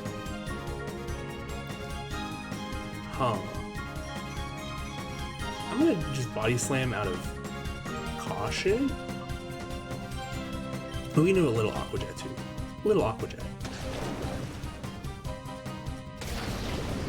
Okay, I did a little bit.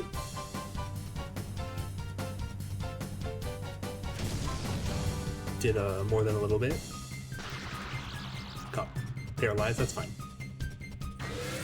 Oh yeah, Shadow Rush, in this ROM hack, it's happened so much, but I didn't even mention it. They removed the recoil from Shadow Rush in this ROM hack.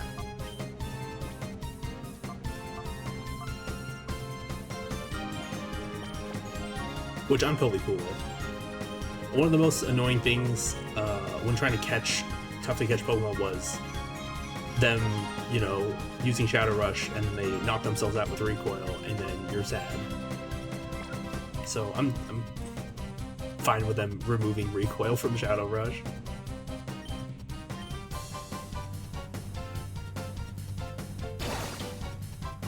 It helps for us offensively too. It's just a nice thing all around.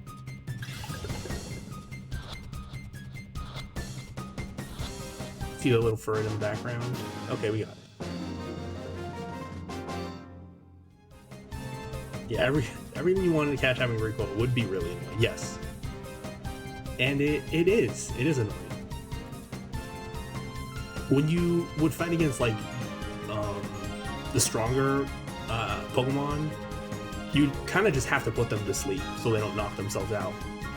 Although, they don't often, like, against the stronger Shadow Pokemon, the enemy AI would actually be smart, and so, like, if you put some bait out on the field, they will use their typed moves instead of the Shadow Rush.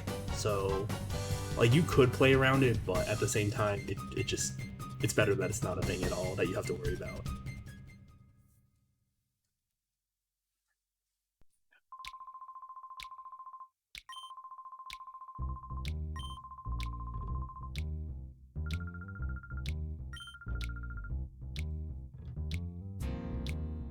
Alright, so we got a Flaffy to add to our team.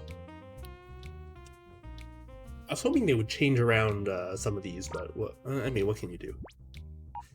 Does a Flaffy have a magnet? Cherry Berry.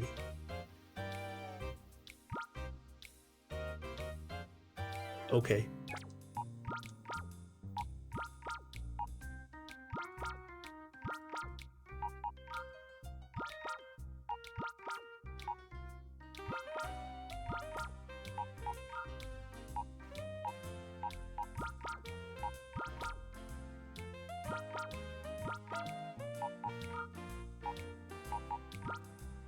Well, I want to use Flaffy.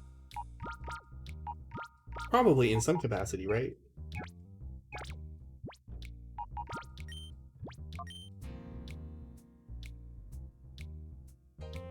But Earth Power on Marshtomp, oh my goodness, that's such a good move.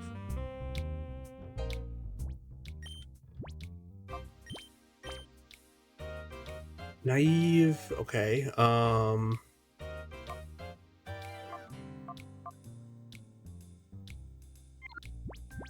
I mean, I probably want to use Flaffy a little bit, right? I'll take the item, if nothing else. We're almost there, okay. Earth Power, though. Holy moly, so strong. Single target single target ground moves in doubles is pretty useful. I mean, Earthquake's just good, right? But single target ground move, that is actually good. Wow. Wait, what is Marshtomp's special attack? Only 50? It's, like, not the best.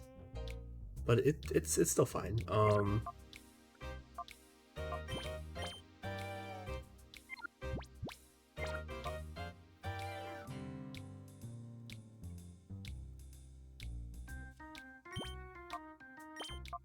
gonna put Flaffy in the front for a little bit.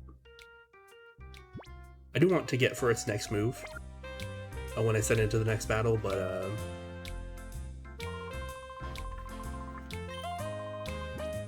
yeah, I did get the Flappy first, because like I was pretty sure that lady had the Flappy, and I want to see if it was something different, but it was the same. So I'm like a little disappointed, but I mean, I didn't expect them to change every single one, you know? Oh, this is the Noctowl guy, okay. Unless? Plot twist?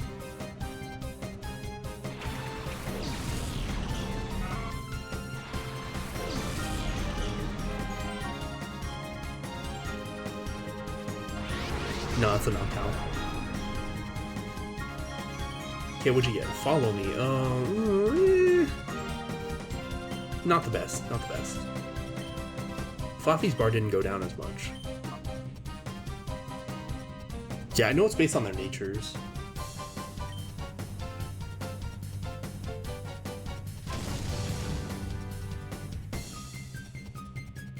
Extrasensory, okay, that's pretty good. It is on a Noctowl though. It's just a strong Psychic type move. But on a Noctowl, Rain Dance. Ooh, well,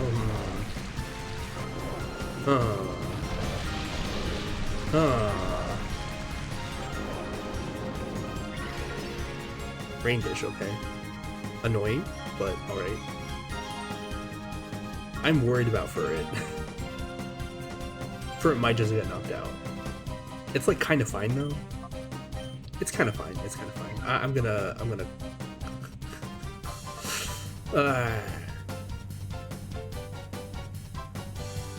I should probably Shadow Rush.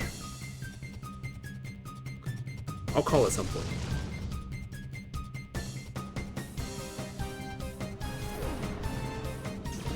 Expected.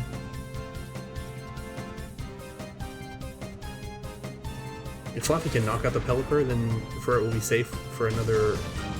Okay, yeah, good. Another turn, if nothing else, yeah. Ledian.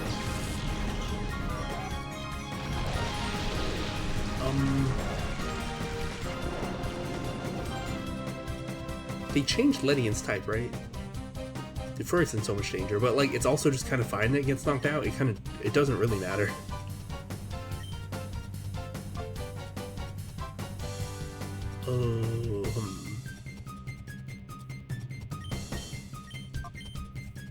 Mach Punch. Okay, that'll knock it out. Goodbye, Furret. Okay, I should probably bring in Espeon. I think they made Ledian fighting type in this mod. I remember hearing something about that. Yeah, the extrasensory also wouldn't do too much.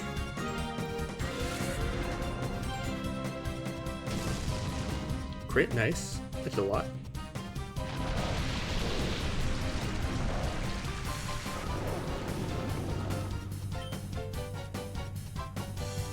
Well, I guess in this case I don't particularly need to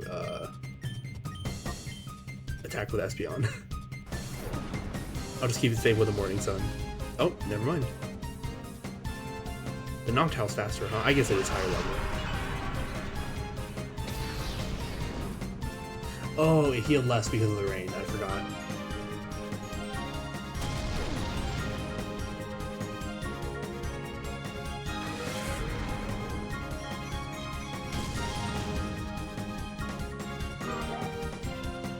Okay. Down to the one.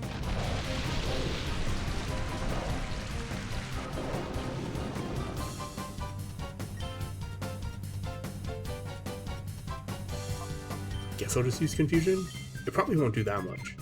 Flaffy, I would call. Ooh, did we unlock another move?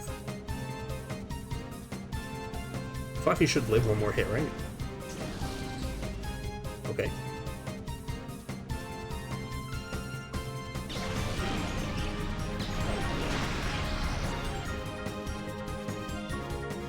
Is Noctowl Psychic in this?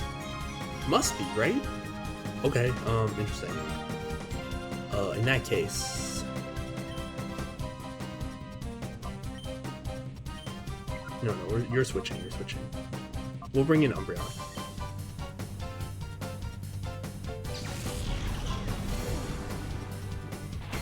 Umbreon can nullify the extra sensory, and then we can hit for a little bit with Espeon.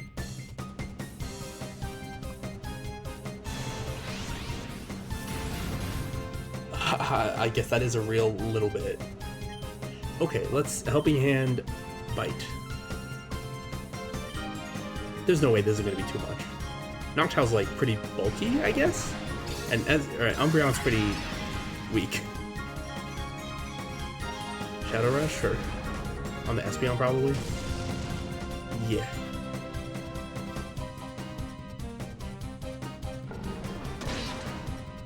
Yeah, didn't do that much. Okay, well, let's start throwing Great Balls. And we will go in and move these around. And then just do another bite just in case.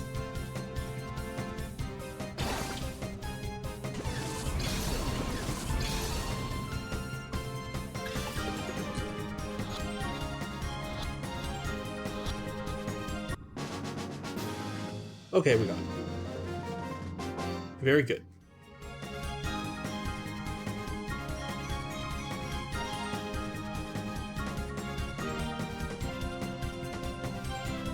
I didn't say it, but you did lose, yeah. Oh, you know what? I just randomly had a thought that it would be nice to get some ice cream later. If I weren't streaming, I probably would have already gotten ice cream. Cool, thanks. Oh, no, we go in here.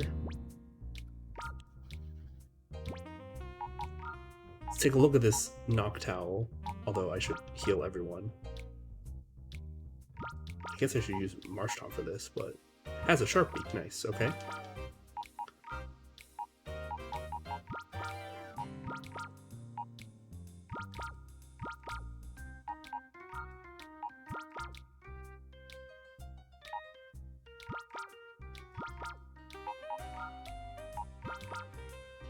I did heal this one. I do have to heal everyone. There's no Pokemon Center in this town. I could go to the Colosseum, I guess, but...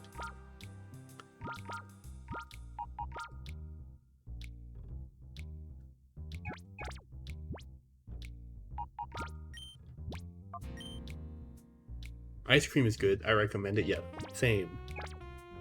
I agree. Recently I've been going to Dairy Queen just because it's like so close to my place, and they added the Oreo fudge. Was it Oreo fudge brownie blizzard or something like that? It's very chocolatey. It's good.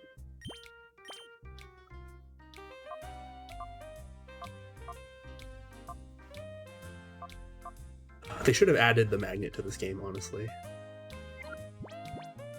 See, just Oreo's not enough. I need it to be like more chocolate. I also go to Cold Stone sometimes when it's not inconvenient. There's like one kind of by my place, but I have to like go by the freeway. It's annoying. And I'll get the chocolate devotion, which is just chocolate ice cream and chocolate fudge and chocolate, well, brownie and chocolate chips. So that should tell you how much I like chocolate. Is this Psychic Flying? Okay. Compound Eyes. So we can use slightly inaccurate moves. It has... Oh, 75, huh? Or 79 is a special to Espeon 75.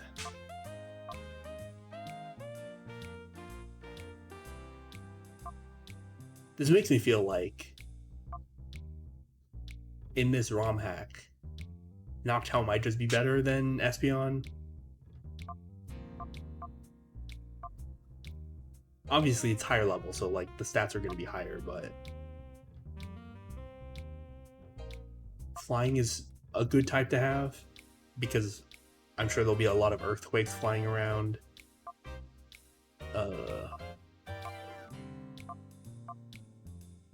and the defense stats are just kind of better.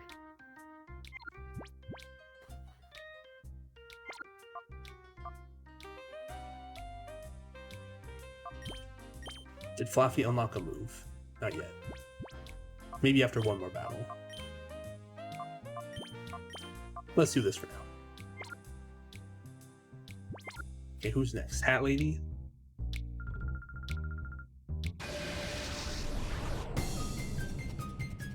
Yeah, for the Dairy Queen Blizzards, they say they're limited time, but it's been there for like over a month. Hopefully they're not too limited. Because that's like one of the main reasons I go. I also get the mint. There's like a mint blizzard that's good. But I don't like most of them. Sunflora, okay, well I'm not using that.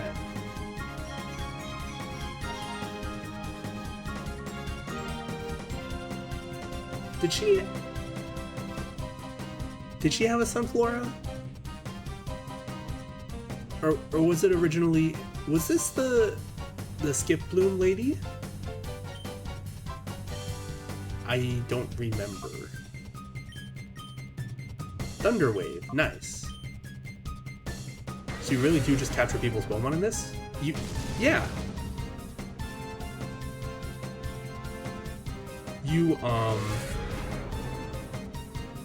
Wait, Fake Light, do you not know about Pokemon Colosseum?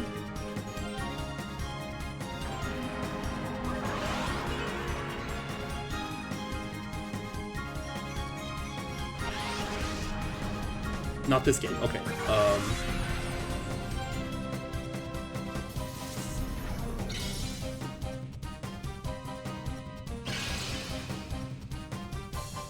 So, Pokemon Colosseum, it's a Gen 3 game, so it came out in the Ruby, Sapphire, Emerald generation for the GameCube.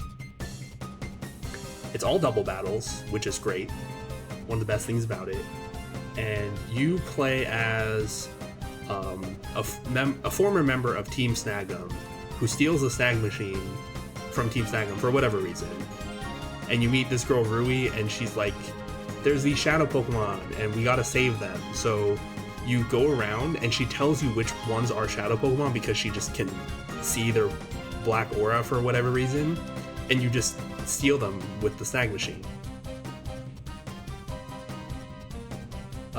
Yeah, so you're just saving the Pokemon that have been experimented on, who've had the doors to their hearts artificially closed so that you can purify them.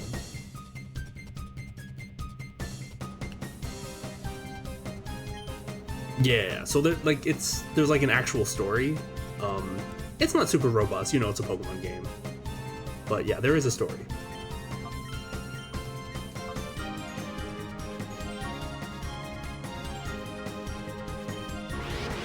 Oh, okay.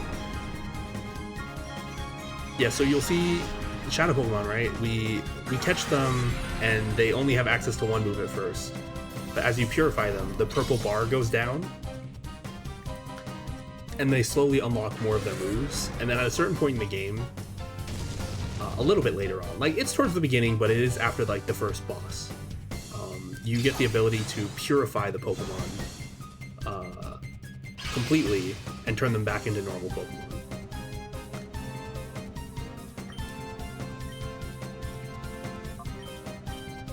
I'm gonna Thunder Wave the Sunflora because it's getting a little threatening. I'm also gonna need to Thunder Wave it at some point. So yeah, like this game is just like going through and like confronting Team Snag'em and like other villains or whatever, while rescuing all the shadow Pokemon from the trainers who knowingly or unknowingly have them and then don't really say anything about you stealing their Pokemon.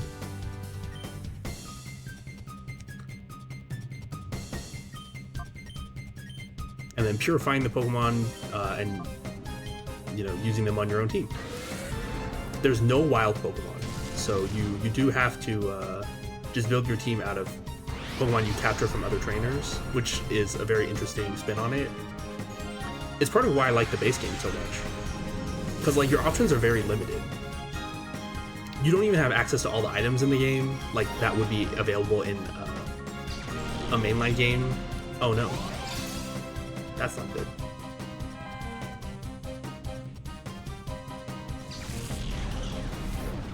Yeah, you don't have access to all the items, you don't have access to all the TMs. And since it's all double battles, it's like way more skill intensive. One of the common complaints about this game is that it's too hard, like the base game.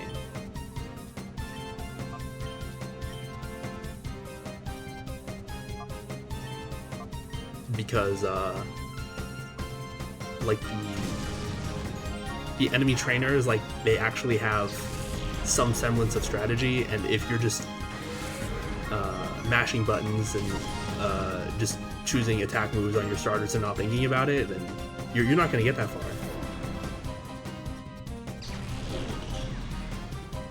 Oh, this is not good. This is not good. I wonder if Sunflower has solar power, because they mentioned that solar power doesn't work properly in this gen, in that it or in this ROM hack, in that it doesn't reduce the user's HP like it's supposed to every turn. Well, Sunlight faded, so we're better now. Okay, you're gonna Shadow Rush. You're gonna confuse.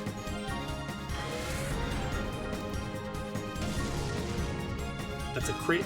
Oh my goodness. I mean, Noctowl is kind of weak. Own tempo. Okay. So it doesn't have. Oh no, this is not great. This is not great.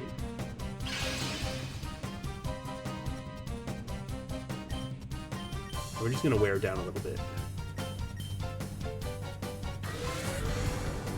But yeah, the game is not easy. The first part is especially hard because you might notice that Shadow Pokemon don't gain XP,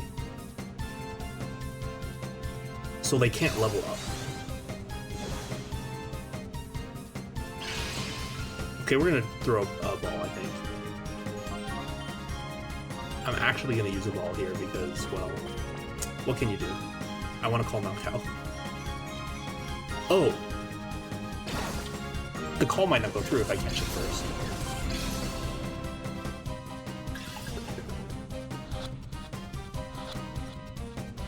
That's slightly annoying, but alright, whatever.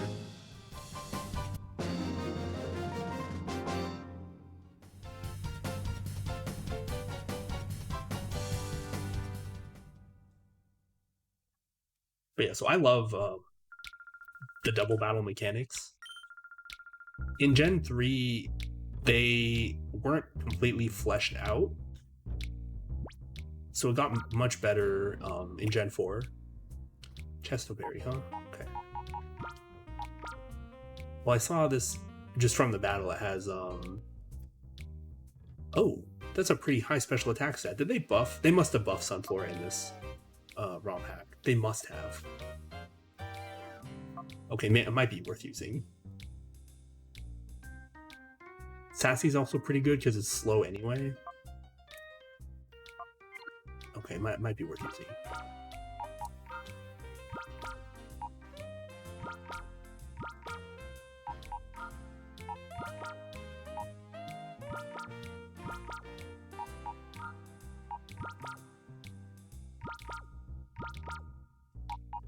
What was I saying? Oh yeah, so they fleshed out the double battle mechanics more in Gen 4 and on, but like it's still really really engaging even in Gen 3.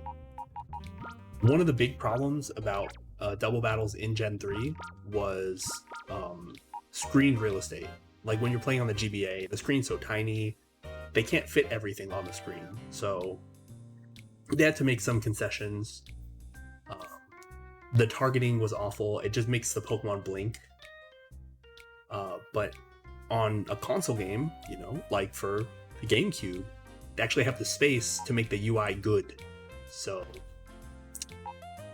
that's another big reason why Colosseum is the best Pokemon game in my opinion. Who do I want to leave in the box? It might just be Umbreon. it might just be Espeon.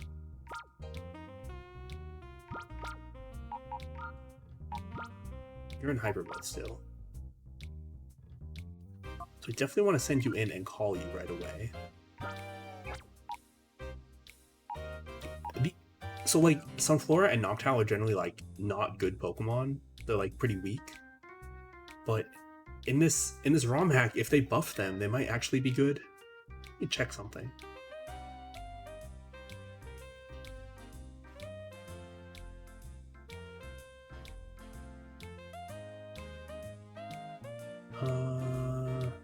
Documentation.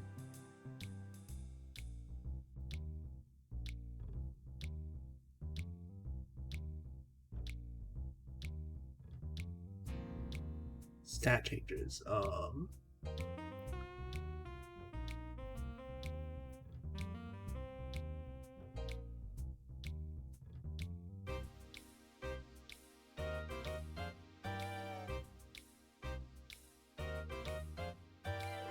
Where is...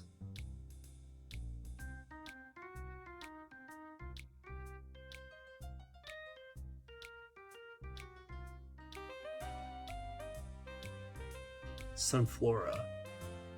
Special attack went up to 125. That's really high. Defense and speed went up slightly. Attack went down, but who cares? Okay, it's like, yeah, Sunflora's actually good?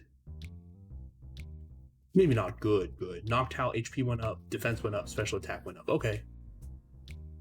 Furret also, attack went up, defense went up, special defense and speed. Wow, okay. Yeah, they buffed a lot of these weaker Pokemon.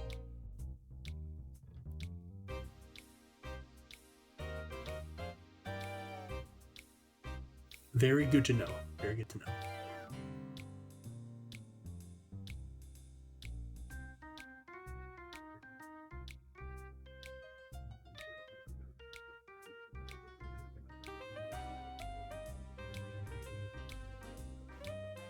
Okay, yeah, I definitely want Noctowl in the front.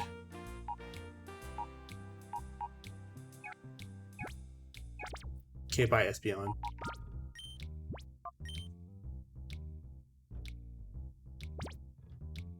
Oh, you know what?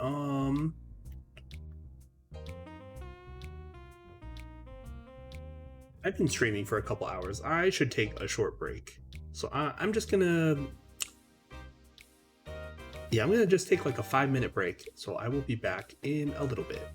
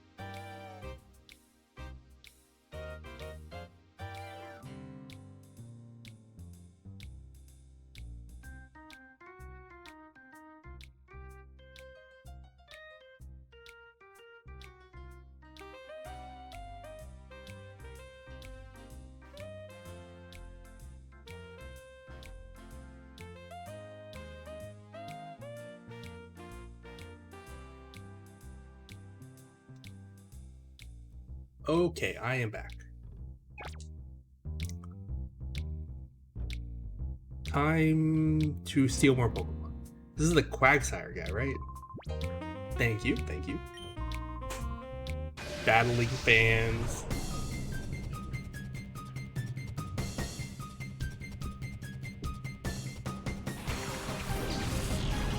Psyduck. Whiscash.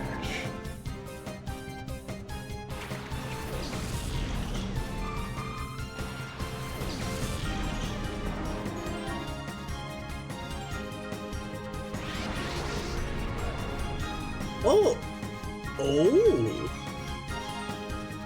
So it's a Whiscash instead of a Quagsire. Interesting, interesting. Okay. I mean, I have a Marshtomp, so kind of don't care, but interesting. If only Sunflora could use its grass-type moves. It gets Growth, was it Giga Drain and Sunny Day? Yikes. Thankfully they nerfed crits. Icy Wind, that's a good move. It's gonna slow down both my Pokemon.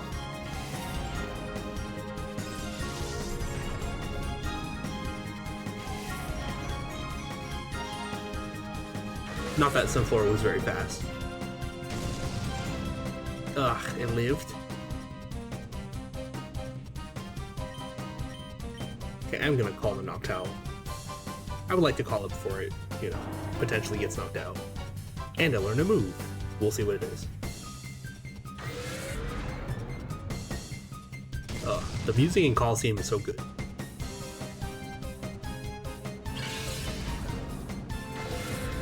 There's only like 3 or 4 different background tracks for like regular battles, but they're all so good, like doesn't matter.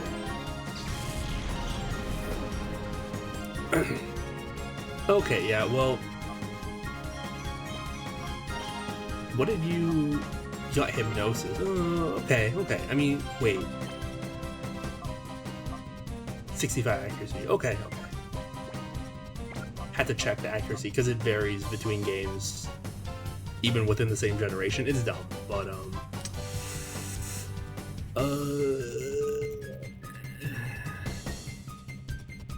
I mean, the paralysis. Oh, it won't be able to paralyze. Oops. So, all right, Shadow Rush it is. Yeah, because Whiscash is water ground.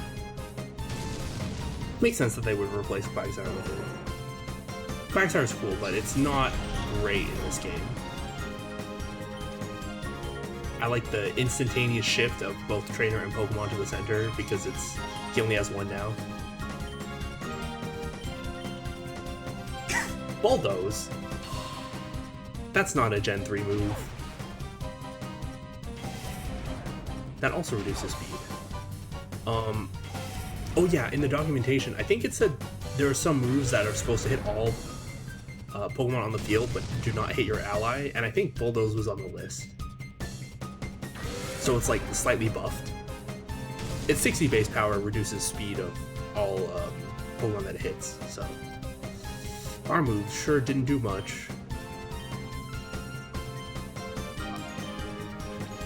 I'm gonna switch in another Shadow Pokemon, because why not?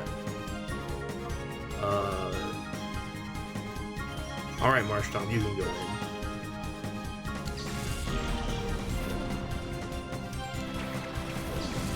But yeah, it sounds like... While I was on break, I got a message, from some of my local friends who... One of them has a Ravnica cube. Ravnica's one of the planes in Magic. It was like a set, or I guess a block, because back then they did blocks. It was a block that players looked very fondly upon because it introduced the whole guild identity thing of like 2-color guilds. And it had names for them, you know, like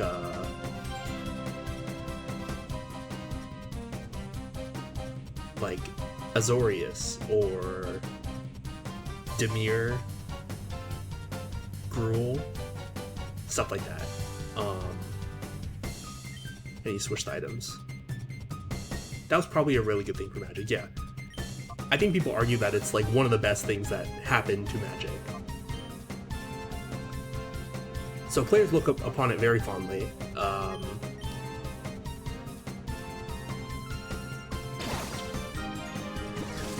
Like all the other old Magic players I know, they're like, oh, Ravnica was the best. So, okay, yeah, that didn't do it. We're gonna have to knock it down a little bit more.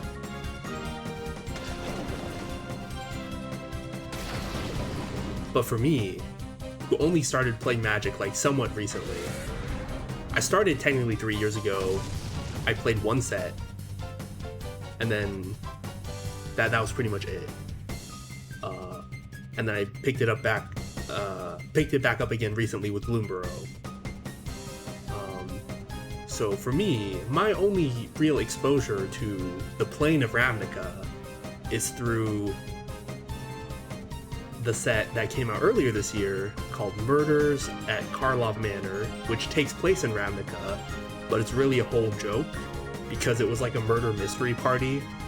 It was like it played on the murder mystery trope. And it did it very poorly, so people didn't like it.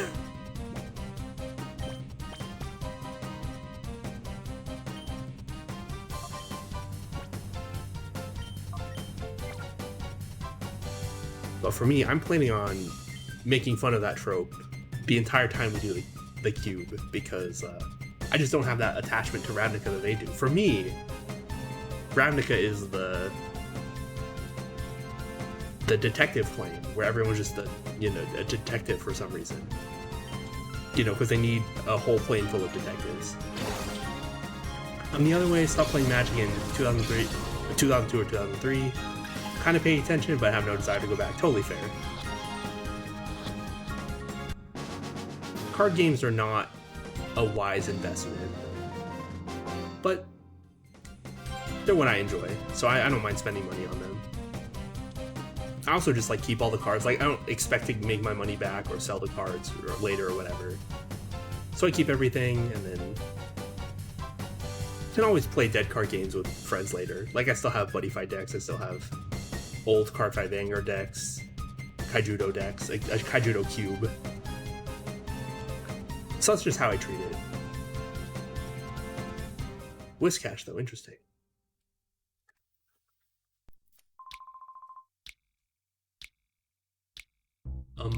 Okay. I'm assuming at this point, since Whiscash is fully evolved, it's going to be like significantly better than the Marshtomp we have, but 78 is 56. Adamant. Oh, well, Adamant's probably good for this. Yeah, it's probably good for this guy.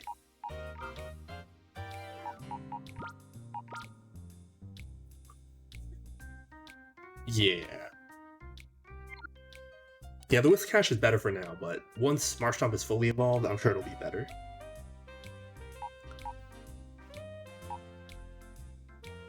In any case,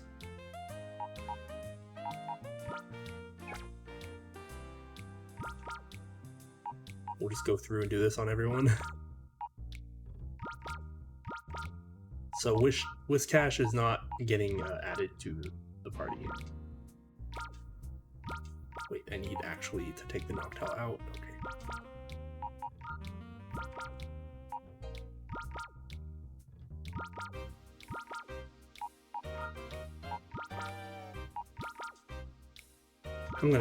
I'm gonna have to get used to doing this.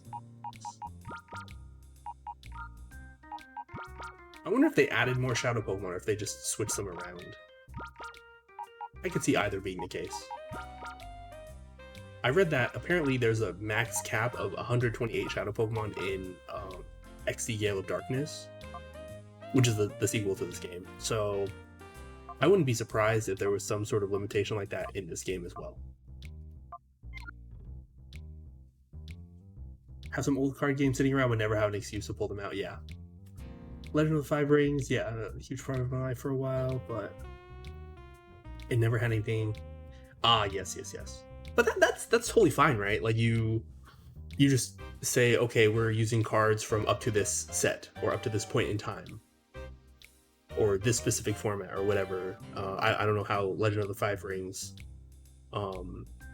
played, but you can always set some sort of a point in time.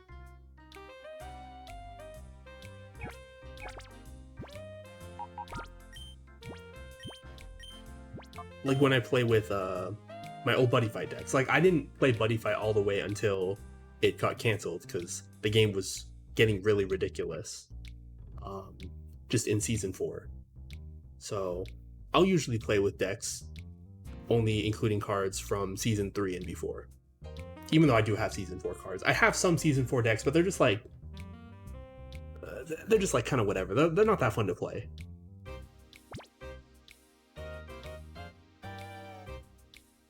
And it's the same thing with Kaijudo. The third block was dumb.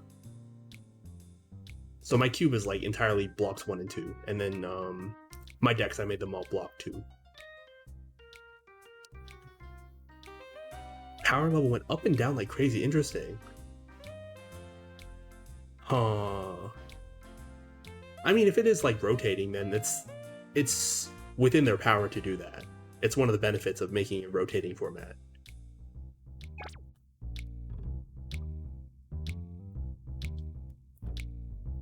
Okay, we got 2 people left. This guy and... Wait, we didn't do this guy yet. And then the skater guy, who's hiding behind the wall.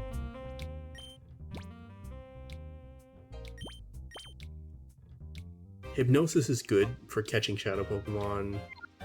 Sunflora is taking a little while, so I guess I want to keep it in the front. Furt didn't pick up an item yet. We'll just go like this. Sure.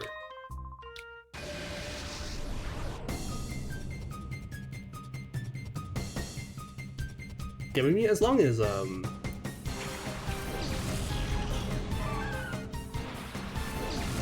you have like a good grasp on the some feel like the designers make power level decisions based on what interests them and not for to go to the game. Ooh, okay, yeah, that's kind of a problem when they do that. There's not much you can do on your end except maybe curate which cards you're using a little bit, but like for me, when I play Kaijudo, I make all the decks because I'm the only one who has cards. So like I make multiple decks and let my friends just play whichever ones they want. So I try and make all the decks like a similar power level. So I mean, if you can do that, then that's an option. Urza block killed my interest in Magic for a lot. Yeah. I heard that was a really bad block. I've been like learning about the history of Magic through watching some YouTube videos. It's mostly just the videos where it's like person who never played Magic rates Magic cards, and so they'll like have themes. They'll be like, it'll be from like the Pro Tour from this year, or it'll be like from the Urza's block.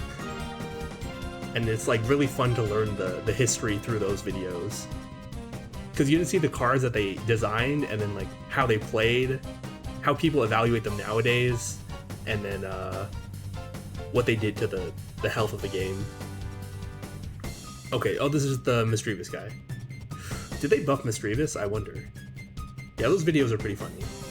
It's fun to watch them with context, because like maybe I don't know how Magic played back then, but like I know how it plays now, so having that context now even still helps. And then I'll watch it for like old Yu-Gi-Oh!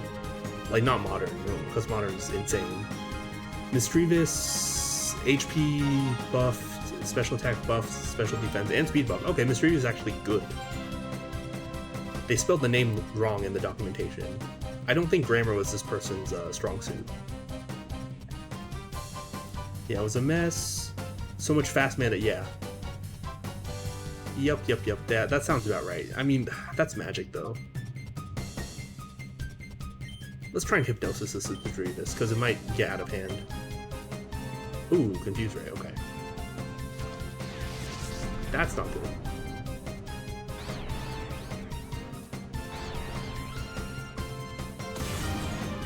Yikes. Headbutt.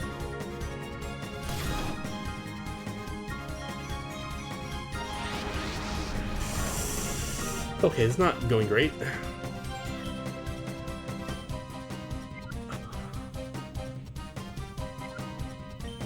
We might just have to let Noctowl go.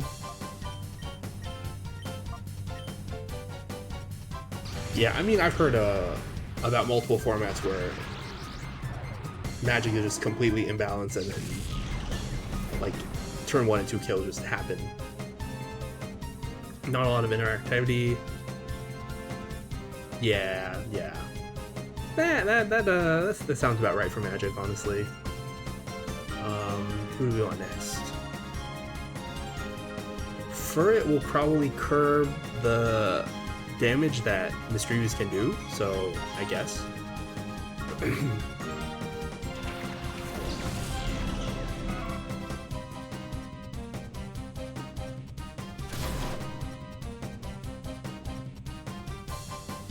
That's why I really don't like the 60 card constructed. It's just like not interesting. Because the games tend to be like really quick, and it's mostly just like you do your game plan, and then if your opponent can stop you, then you lose. And, you know, the same way, the other way around as well. All came in one standard format, yeah. Oh, Force of Will had rotated out, I see. Furret got dig, interesting. Interesting.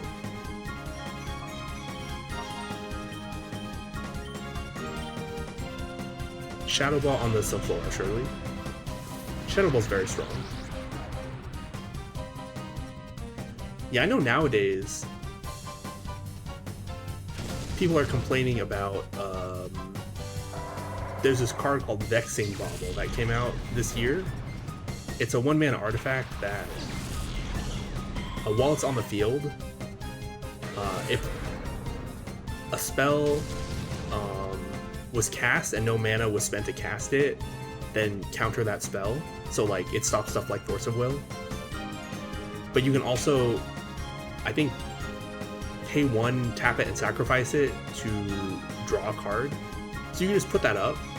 Oh yeah. You can just put that up, and then your opponent can't use their free counter spells, and you can just do your whatever combo on turn 1. And then when you need to use your free counter spells, you just turn it off by sacrificing it with its own effect. And so people want that to be banned in, I think, Legacy, because free counter spells are the only thing stopping the degenerate combo stuff. It's like, do you really want a game like this? Like, I don't see how playing that sort of game is enjoyable. Like, why do you need this band-aid to stop this larger problem? Might as well just play Yu-Gi-Oh! At that point, honestly. It's like the same thing. Anyway, I guess we'll just do this. Fake out, okay. Not surprising. Yeah, that's the problem, right? If you're relying on free interaction to stop degenerate combos, then is it the free is it the thing that's stopping the free interaction that's a problem, or is it the degenerate combo? Okay, so now we'll start working on the Misdreavus. I cannot use Body Slam because it's Ghost type. I will call Sunflora because I want to chip away at its bar.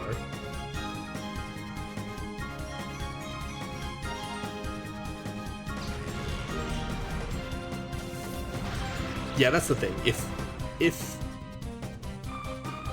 like, the thing is, you want to make, well, personally, I would want to make a game where, like, degenerate turn 1 combos are not part of the game, right? So that you don't need free counter spells to be able to interact with your opponent before you've gone to build any resources at all, right? But some people are into that sort of game where you can just do everything on the first turn, and therefore the opponent who's going second needs a way to interact with that person, even though they haven't played any cards as resources yet. And therefore you need, your 8 free counter spells. It's the same thing in Yu-Gi-Oh, right? The player who goes first, they try and set up their whatever combo, and then the opponent needs their hand traps to be able to interact with them in modern Yu-Gi-Oh. So it's like, that type of game appeals to some people. So in that sense, I guess you need to have them around. But I just think the whole game is just like unhealthy at that point. Okay, what are we bringing in? Flaffy, so we can paralyze. Seems like a good idea. So I guess it's just what your audience wants, what you're aiming for. I personally don't find perform combo through opponent's interaction, and then if they have enough interaction, they lose. Or then if they have enough interaction and they break your combo, then you lose. But if they don't, then they lose. Like, that doesn't sound very fun.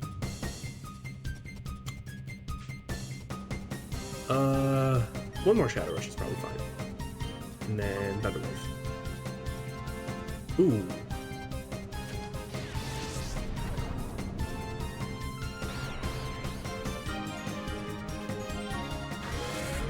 It might not be possible to have a healthy... Oh, okay, well, we got lucky that the crits got nerfed. Might not be possible to have a healthy format with 30 years worth of cards. I disagree. Because if... Apricot Berry. Oh, well, I was never going to use something like that, but unfortunate that it got used at all. If... Excuse me. If you keep all, like, the power level, like, reasonable, if you're not printing, like, ridiculous fast mana, or one card FTKs, or something like that, then you don't need to generate, well, I guess you don't need counterplay to stop the degenerate cards, right? If you just don't print the degenerate cards in the first place. The problem, in Magic's case, is that they didn't really know what they were doing at the beginning. Like, you can kind of give them passes, like, yeah, they're like kind of new to this. They didn't know the ramifications of the cards they were printing, right? They didn't know the consequences.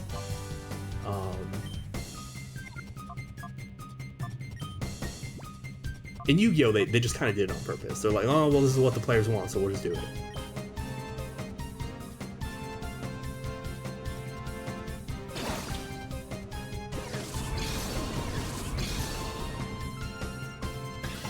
So, like, if you balance the game properly, which, to be fair, is very difficult, then it doesn't necessarily have to develop into something like this.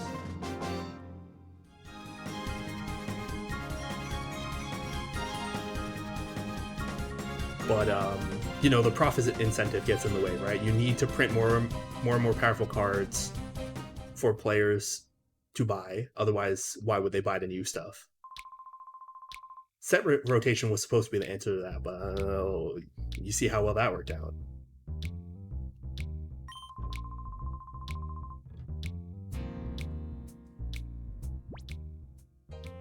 Yeah, power creep or supposedly set rotation, but that just kind of doesn't work in practice.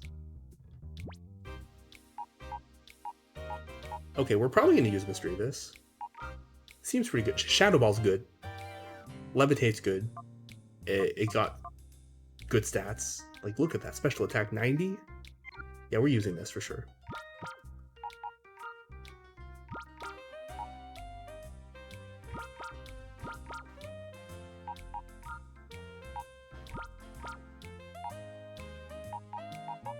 Well, I'm going to put the SP on over here.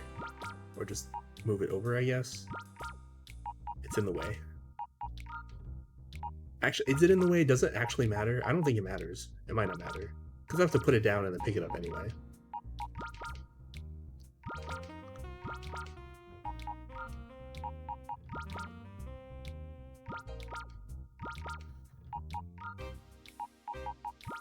Alright, Umbreon. Bye-bye.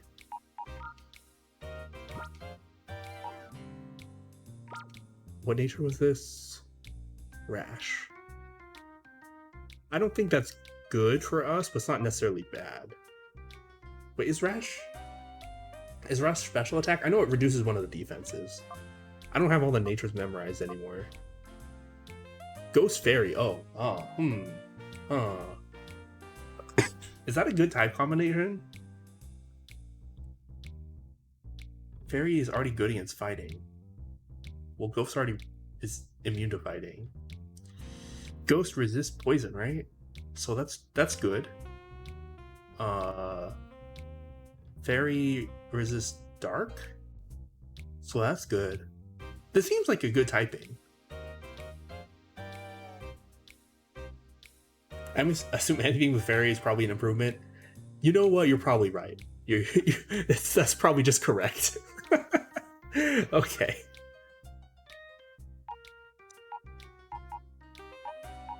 I should take the Chesto Berry off this thing.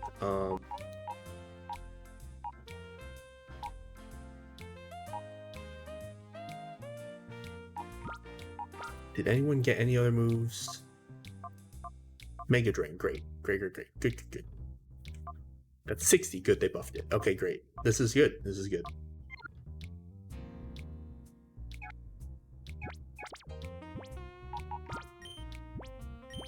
Oh, hold on. There we go. I'm gonna take the Chesto Berry off the Sunflora before I forget, and then we will fight the last guy. Oh yeah, is Mischievous faster? It is. Very good. Okay. Mischievous just seems good. They buffed it a lot and gave it better typing and good moves. We're probably going to need all this extra firepower based on like what we've been seeing.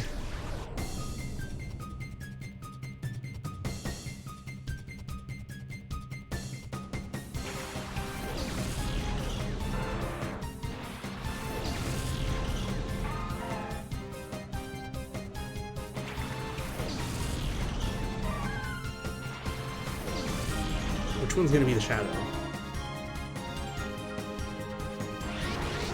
Magmar. Interesting. So normally this guy has a Slugma. He has 4 Pokemon? Okay, I'm glad we found him last. This is going to be a bit of a problem. I guess all his Pokemon are lower level. Let's try and sleep them out. Okay. Fire Punch, that's a good move. Got Fire Punched.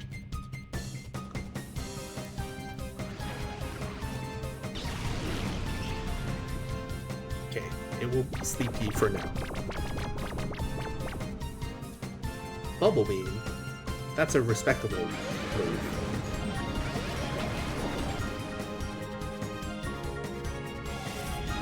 Speed fell.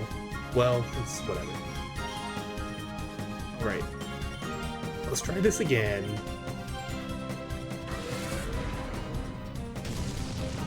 Nice crit.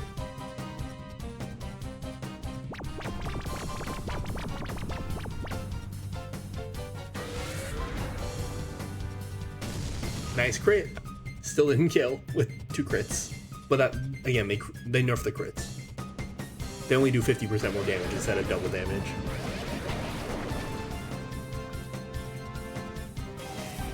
But that's okay.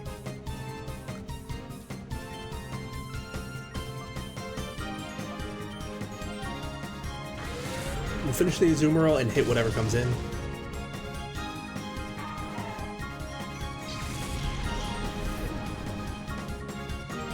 Jigglypuff.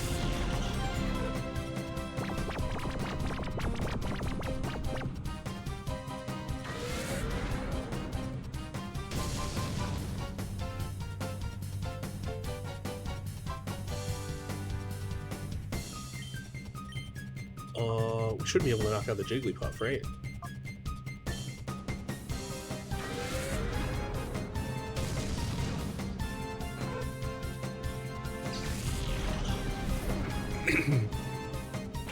Swablu. I think Swablu's probably Fairy type for now, right? Not that it matters against Shadow Rush, but... Alright, time to finish off the Swablu. The Hypnosis lasts a long time. We got lucky on that front. Oh, we got the crit to knock it immediately? That's good. The other Shadow Rush can go with the Magmar.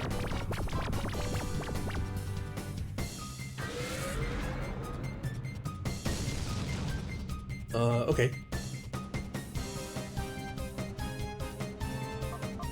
Let's call here. I know Magmar's like pretty bulky.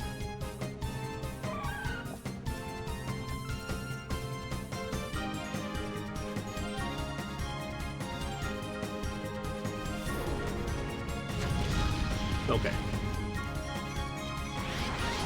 Okay. I'm gonna switch out Mystery Abyss, I think.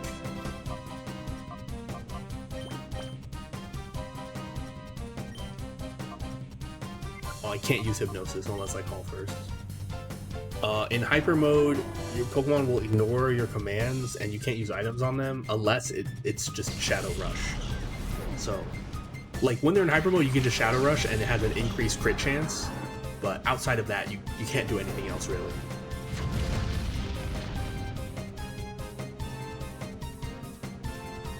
Okay, let's do, oh, I got Yawn. Ooh. Interesting. I kind of want to do Aqua Jet, because it's not that strong. It shouldn't kill, right? And we'll Hypnosis.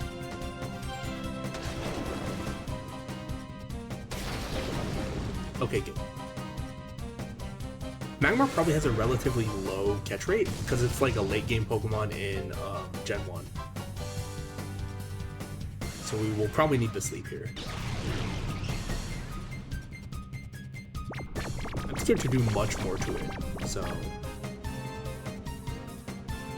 we will throw a ball.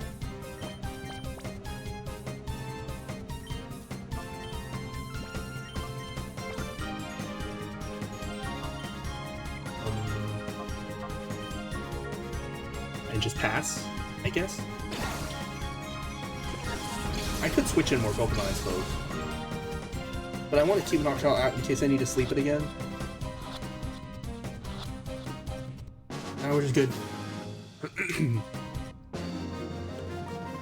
Magmar's probably going on the team. We didn't see most of his moves, but...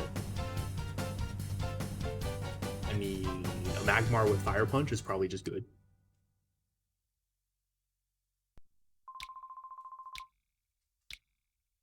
These people. Wrong button.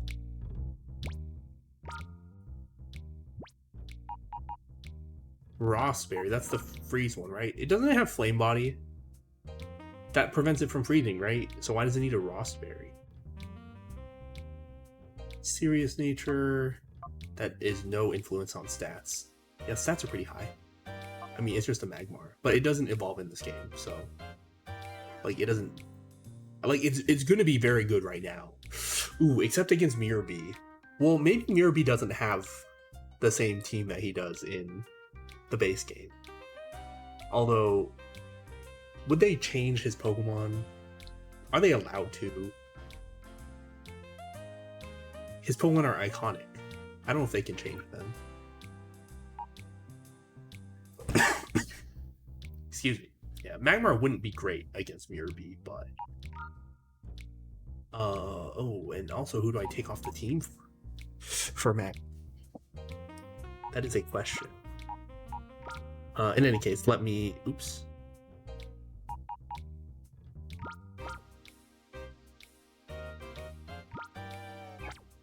Well... oh, and all these berries, I'm probably gonna need to put them in the PC.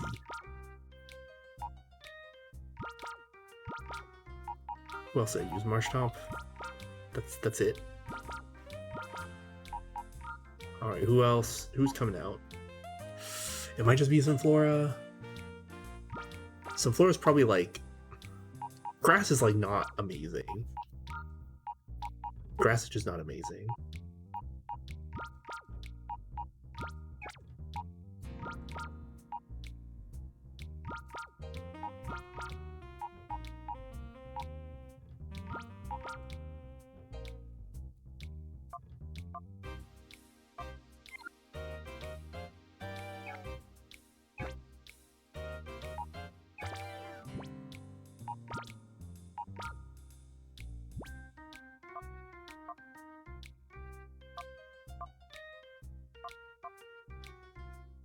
Actually, berries, you can hold all of them, right? It's just the main item bag that can't hold, that has a limit on it, I'm pretty sure. In Gen 3. Oh, you would think in Colosseum they would do away with the item limit for your bag, but I don't know. Okay.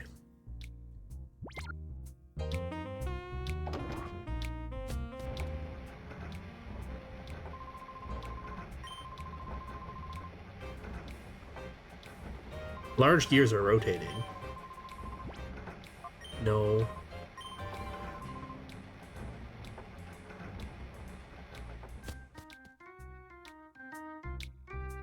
Okay.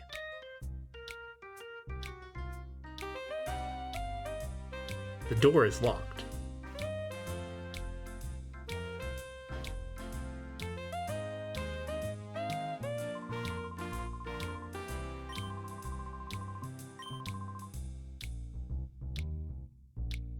Pyrite's an old mining town.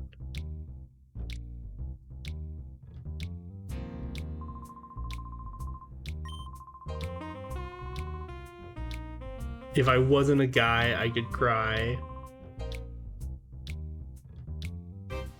Guys are allowed to cry.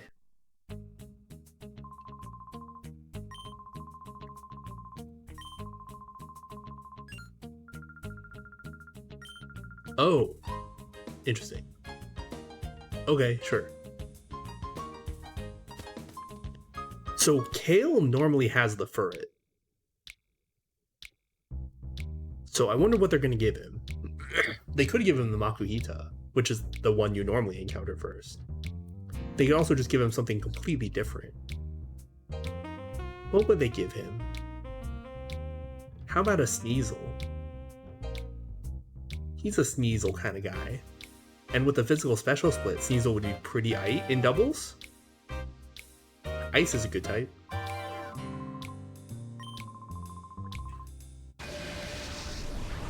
Wow, what an accommodating gentleman.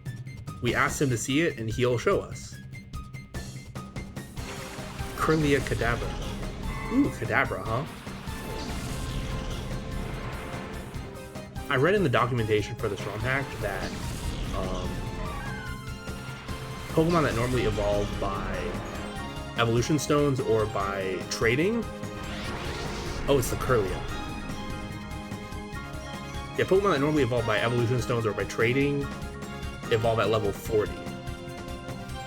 Curlia, Gardevoir, huh? Psychic Fairy. Probably pretty strong. It has like no physical defense though. Huh. I mean, I'm gonna catch it obviously, but like this is interesting. If only I had my Shadow Ball.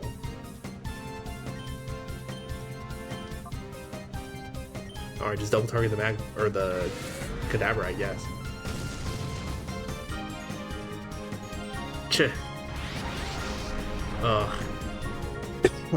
Excuse me.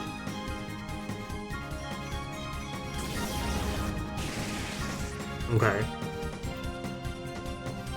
Imprison? No! I can't use my... It's both, right? I can't use Shadow Rush now. What?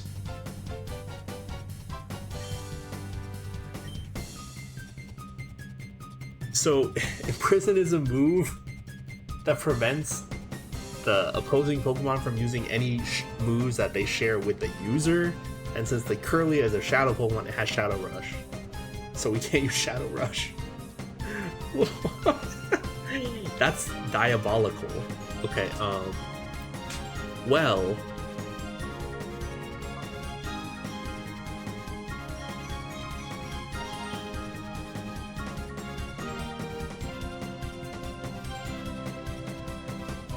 I would like the Kadabra to knock itself out. That would be kind of neat. Oh, oops. I was supposed to call, but I guess it'll struggle, so alright.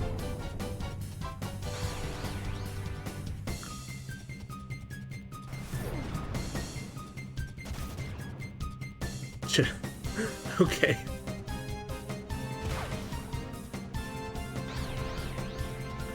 If it hit the Kadabra, that would have been good.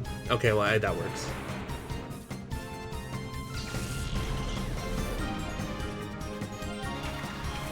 Counter. Psychic. This Curly is looking pretty good. Yeah, that's pretty good. Okay, here's what we're gonna do. We're gonna confuse Ray the Curlia, and Misdreavus is probably gonna die. I'm gonna call the Hunter, just to reduce its bar. If I can get another move out of this, which I did, then maybe I can get around the Imprison.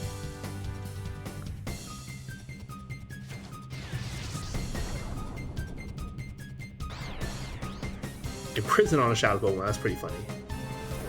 Shadow Claw. Okay, they added Shadow Claw to this game. Of course they had to, right? They had to add the physical Ghost type move. Okay, that's good. That's good. I kind of figured they would have to, but it's good to get the confirmation. Okay, Magmar, what move did you get? Fire Punch. Okay, you just get Fire Punch. That's cool. How do we want to deal with the other stuff? Probably use Flaffy to paralyze the Curlia?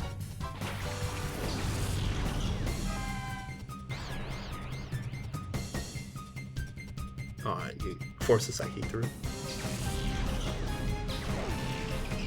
Do I want to use a Curlia? Ooh, that did about half. That's not great. Will this make it through? I don't know.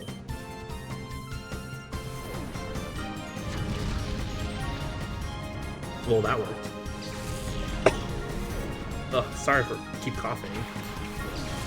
Macho? Okay.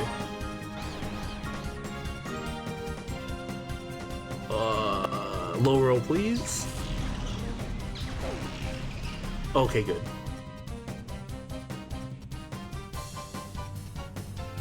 Yeah, there's a random modifier attached to damage dealing moves. It's like between, what is it, like 85 and 100%. So most of the times moves will do less than 100% of the damage that they can do. So that's what I was asking for the low roll. Synchronize paralyzes, but that's fine. Flaffy's probably just going down. That's okay. Okay. Yeah, okay.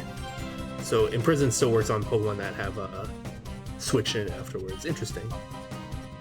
I wasn't aware because Imprison's just like not really used. But yeah. Sure, why not? Yeah, Fire Punch. Because you can't do anything else. I don't want to punch the Curlia because it might just die. I'm gonna have to use something weaker on the Curlia. Half damage to the Machoke is good. Low kick? Okay.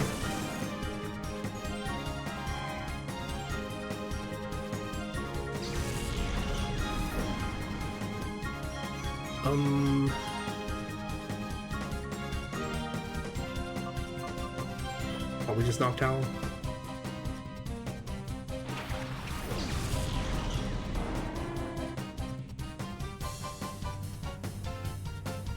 Ooh.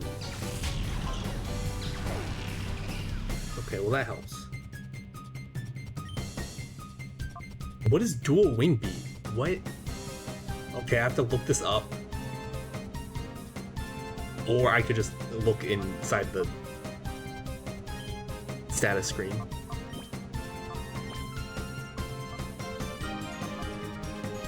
Strikes the target twice with wings spread wide. Physical. Interesting. Oh, and because it has compound eyes, it's effectively 100% accurate. Interesting. Very interesting.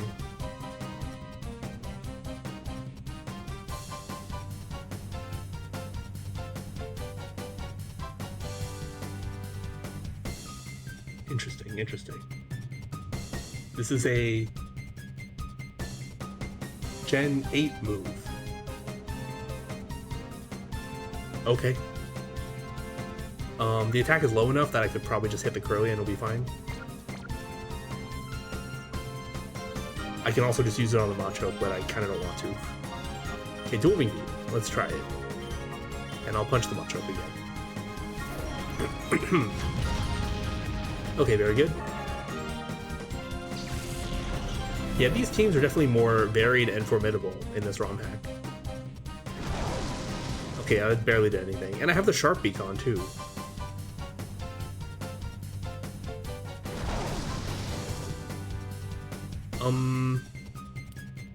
They probably programmed the animation for that poorly, but it's fine. Citrus Berry, rude.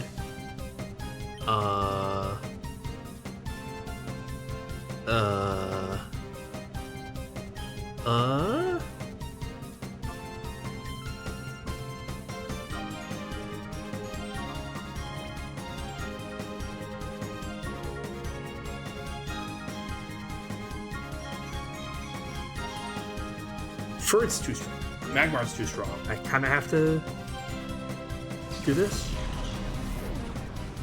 Aqua Jet, maybe?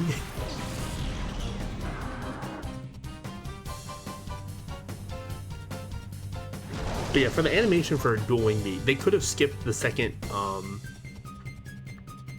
this thing. This, where they're showing Noctowl fly in the second time.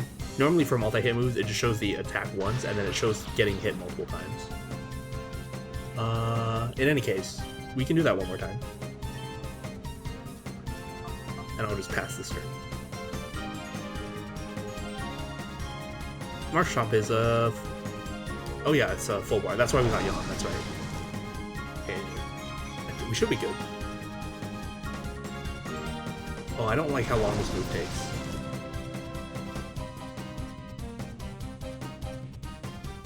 It's also not an amazing move.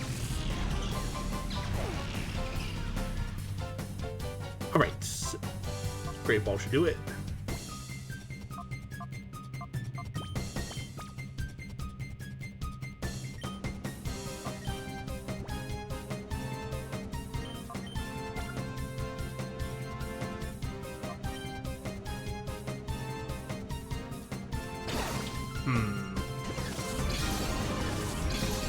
Do we use Curlia? I mean, there's no question that Gardevoir is just good.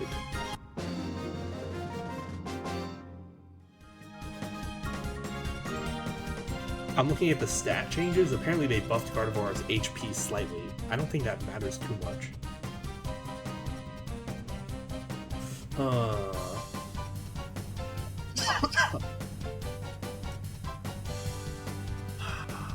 What to do?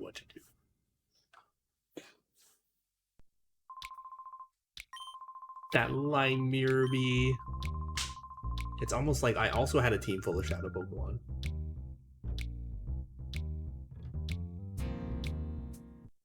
Exposition.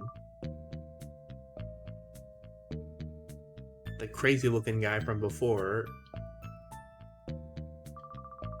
is Mirror Bee's boss. Interesting. Who would have guessed?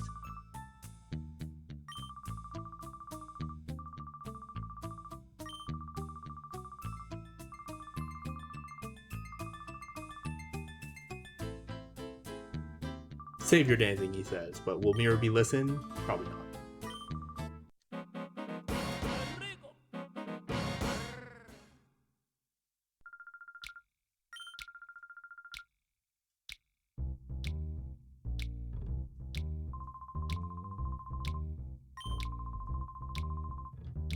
For the good of your health, thanks, Kale. I appreciate it.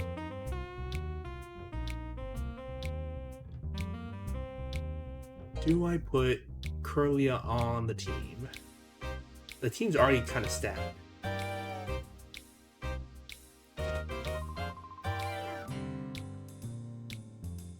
Bye, guy. Ugh, fine.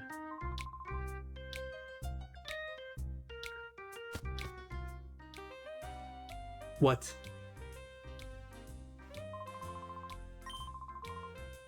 He ripped out and ripped off one of the gears.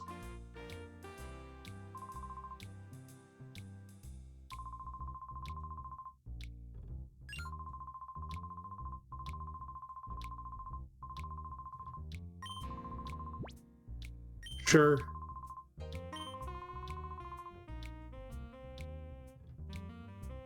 I'll think about it. Oh, you're fine now? So we can go see it with, like, all the lights off and stuff?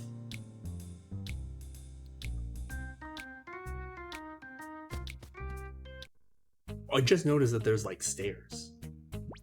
This machine still works.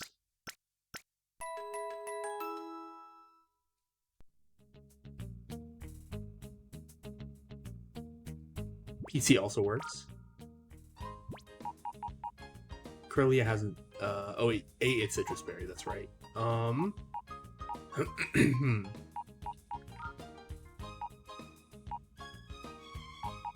You know, I should probably take the whisk cash out just so I can take his person berry.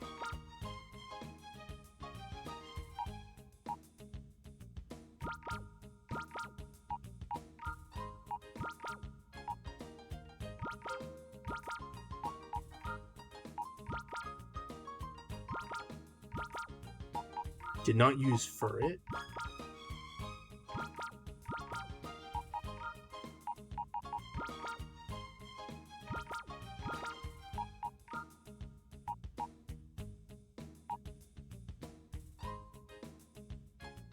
I'll probably...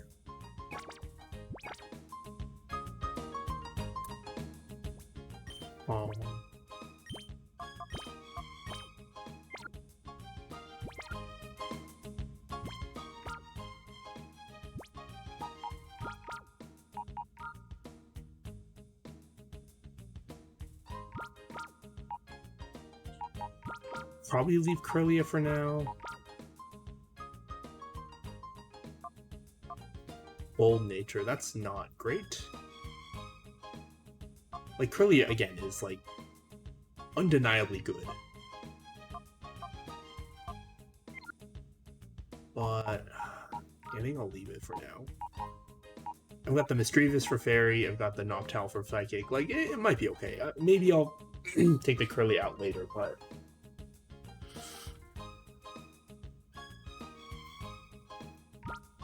for now...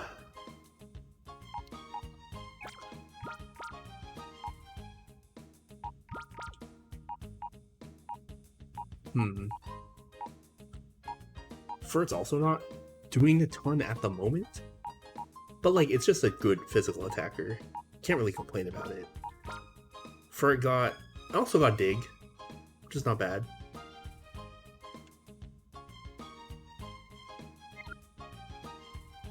I don't think we can change the order of the moves. Well, it's a Shadow Pokemon anyway. We just kind of can't change the moves. Oh, save, yeah, okay. Okay, what I'm thinking is that we'll,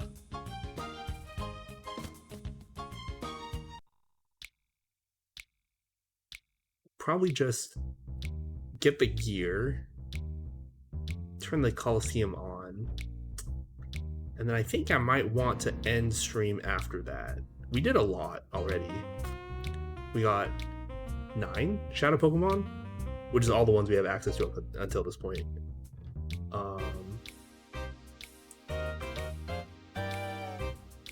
And we can probably save the Colosseum and then the rest of Pyrite Town really for the next stream.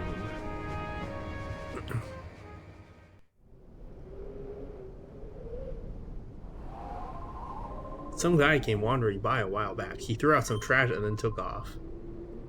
It kind of looks like a garbage dump. All the other people say the same thing. Yep, they sure do. The gear for the windmill. Hooray! Gear.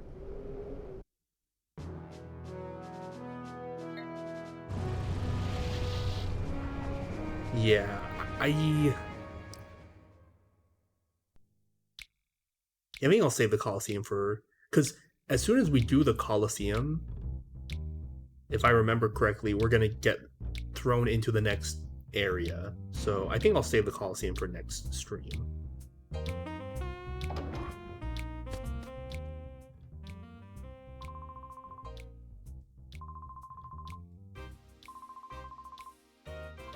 This is an outrage. You people.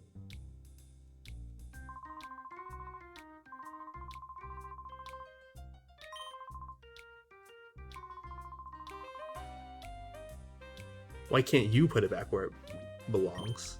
You're the guy who turns the gears.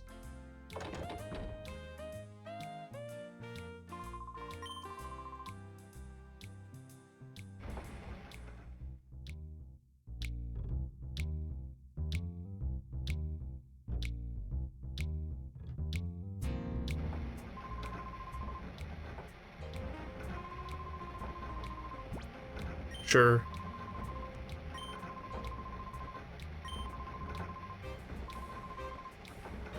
You can tell from a glance that I'm no ordinary trainer. How can you tell? I'm curious.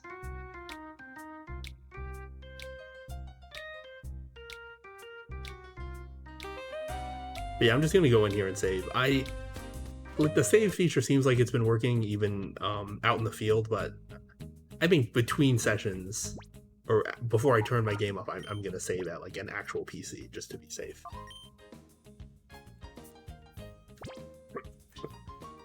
Okay. But yeah, I think that'll be it for today. It was a little bit of a shorter stream, although it was still over 3 hours.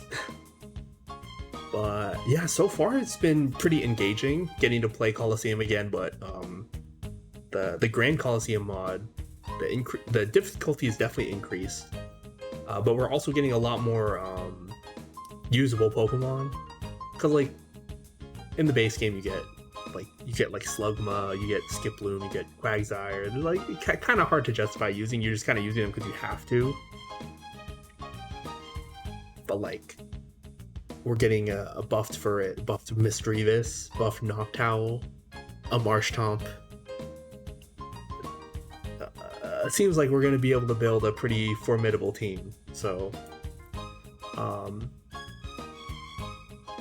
yeah, I'm definitely excited to play more of this again next week, around the same time on Monday. But yeah, thank you so much for watching. Hopefully, I'll see you next time.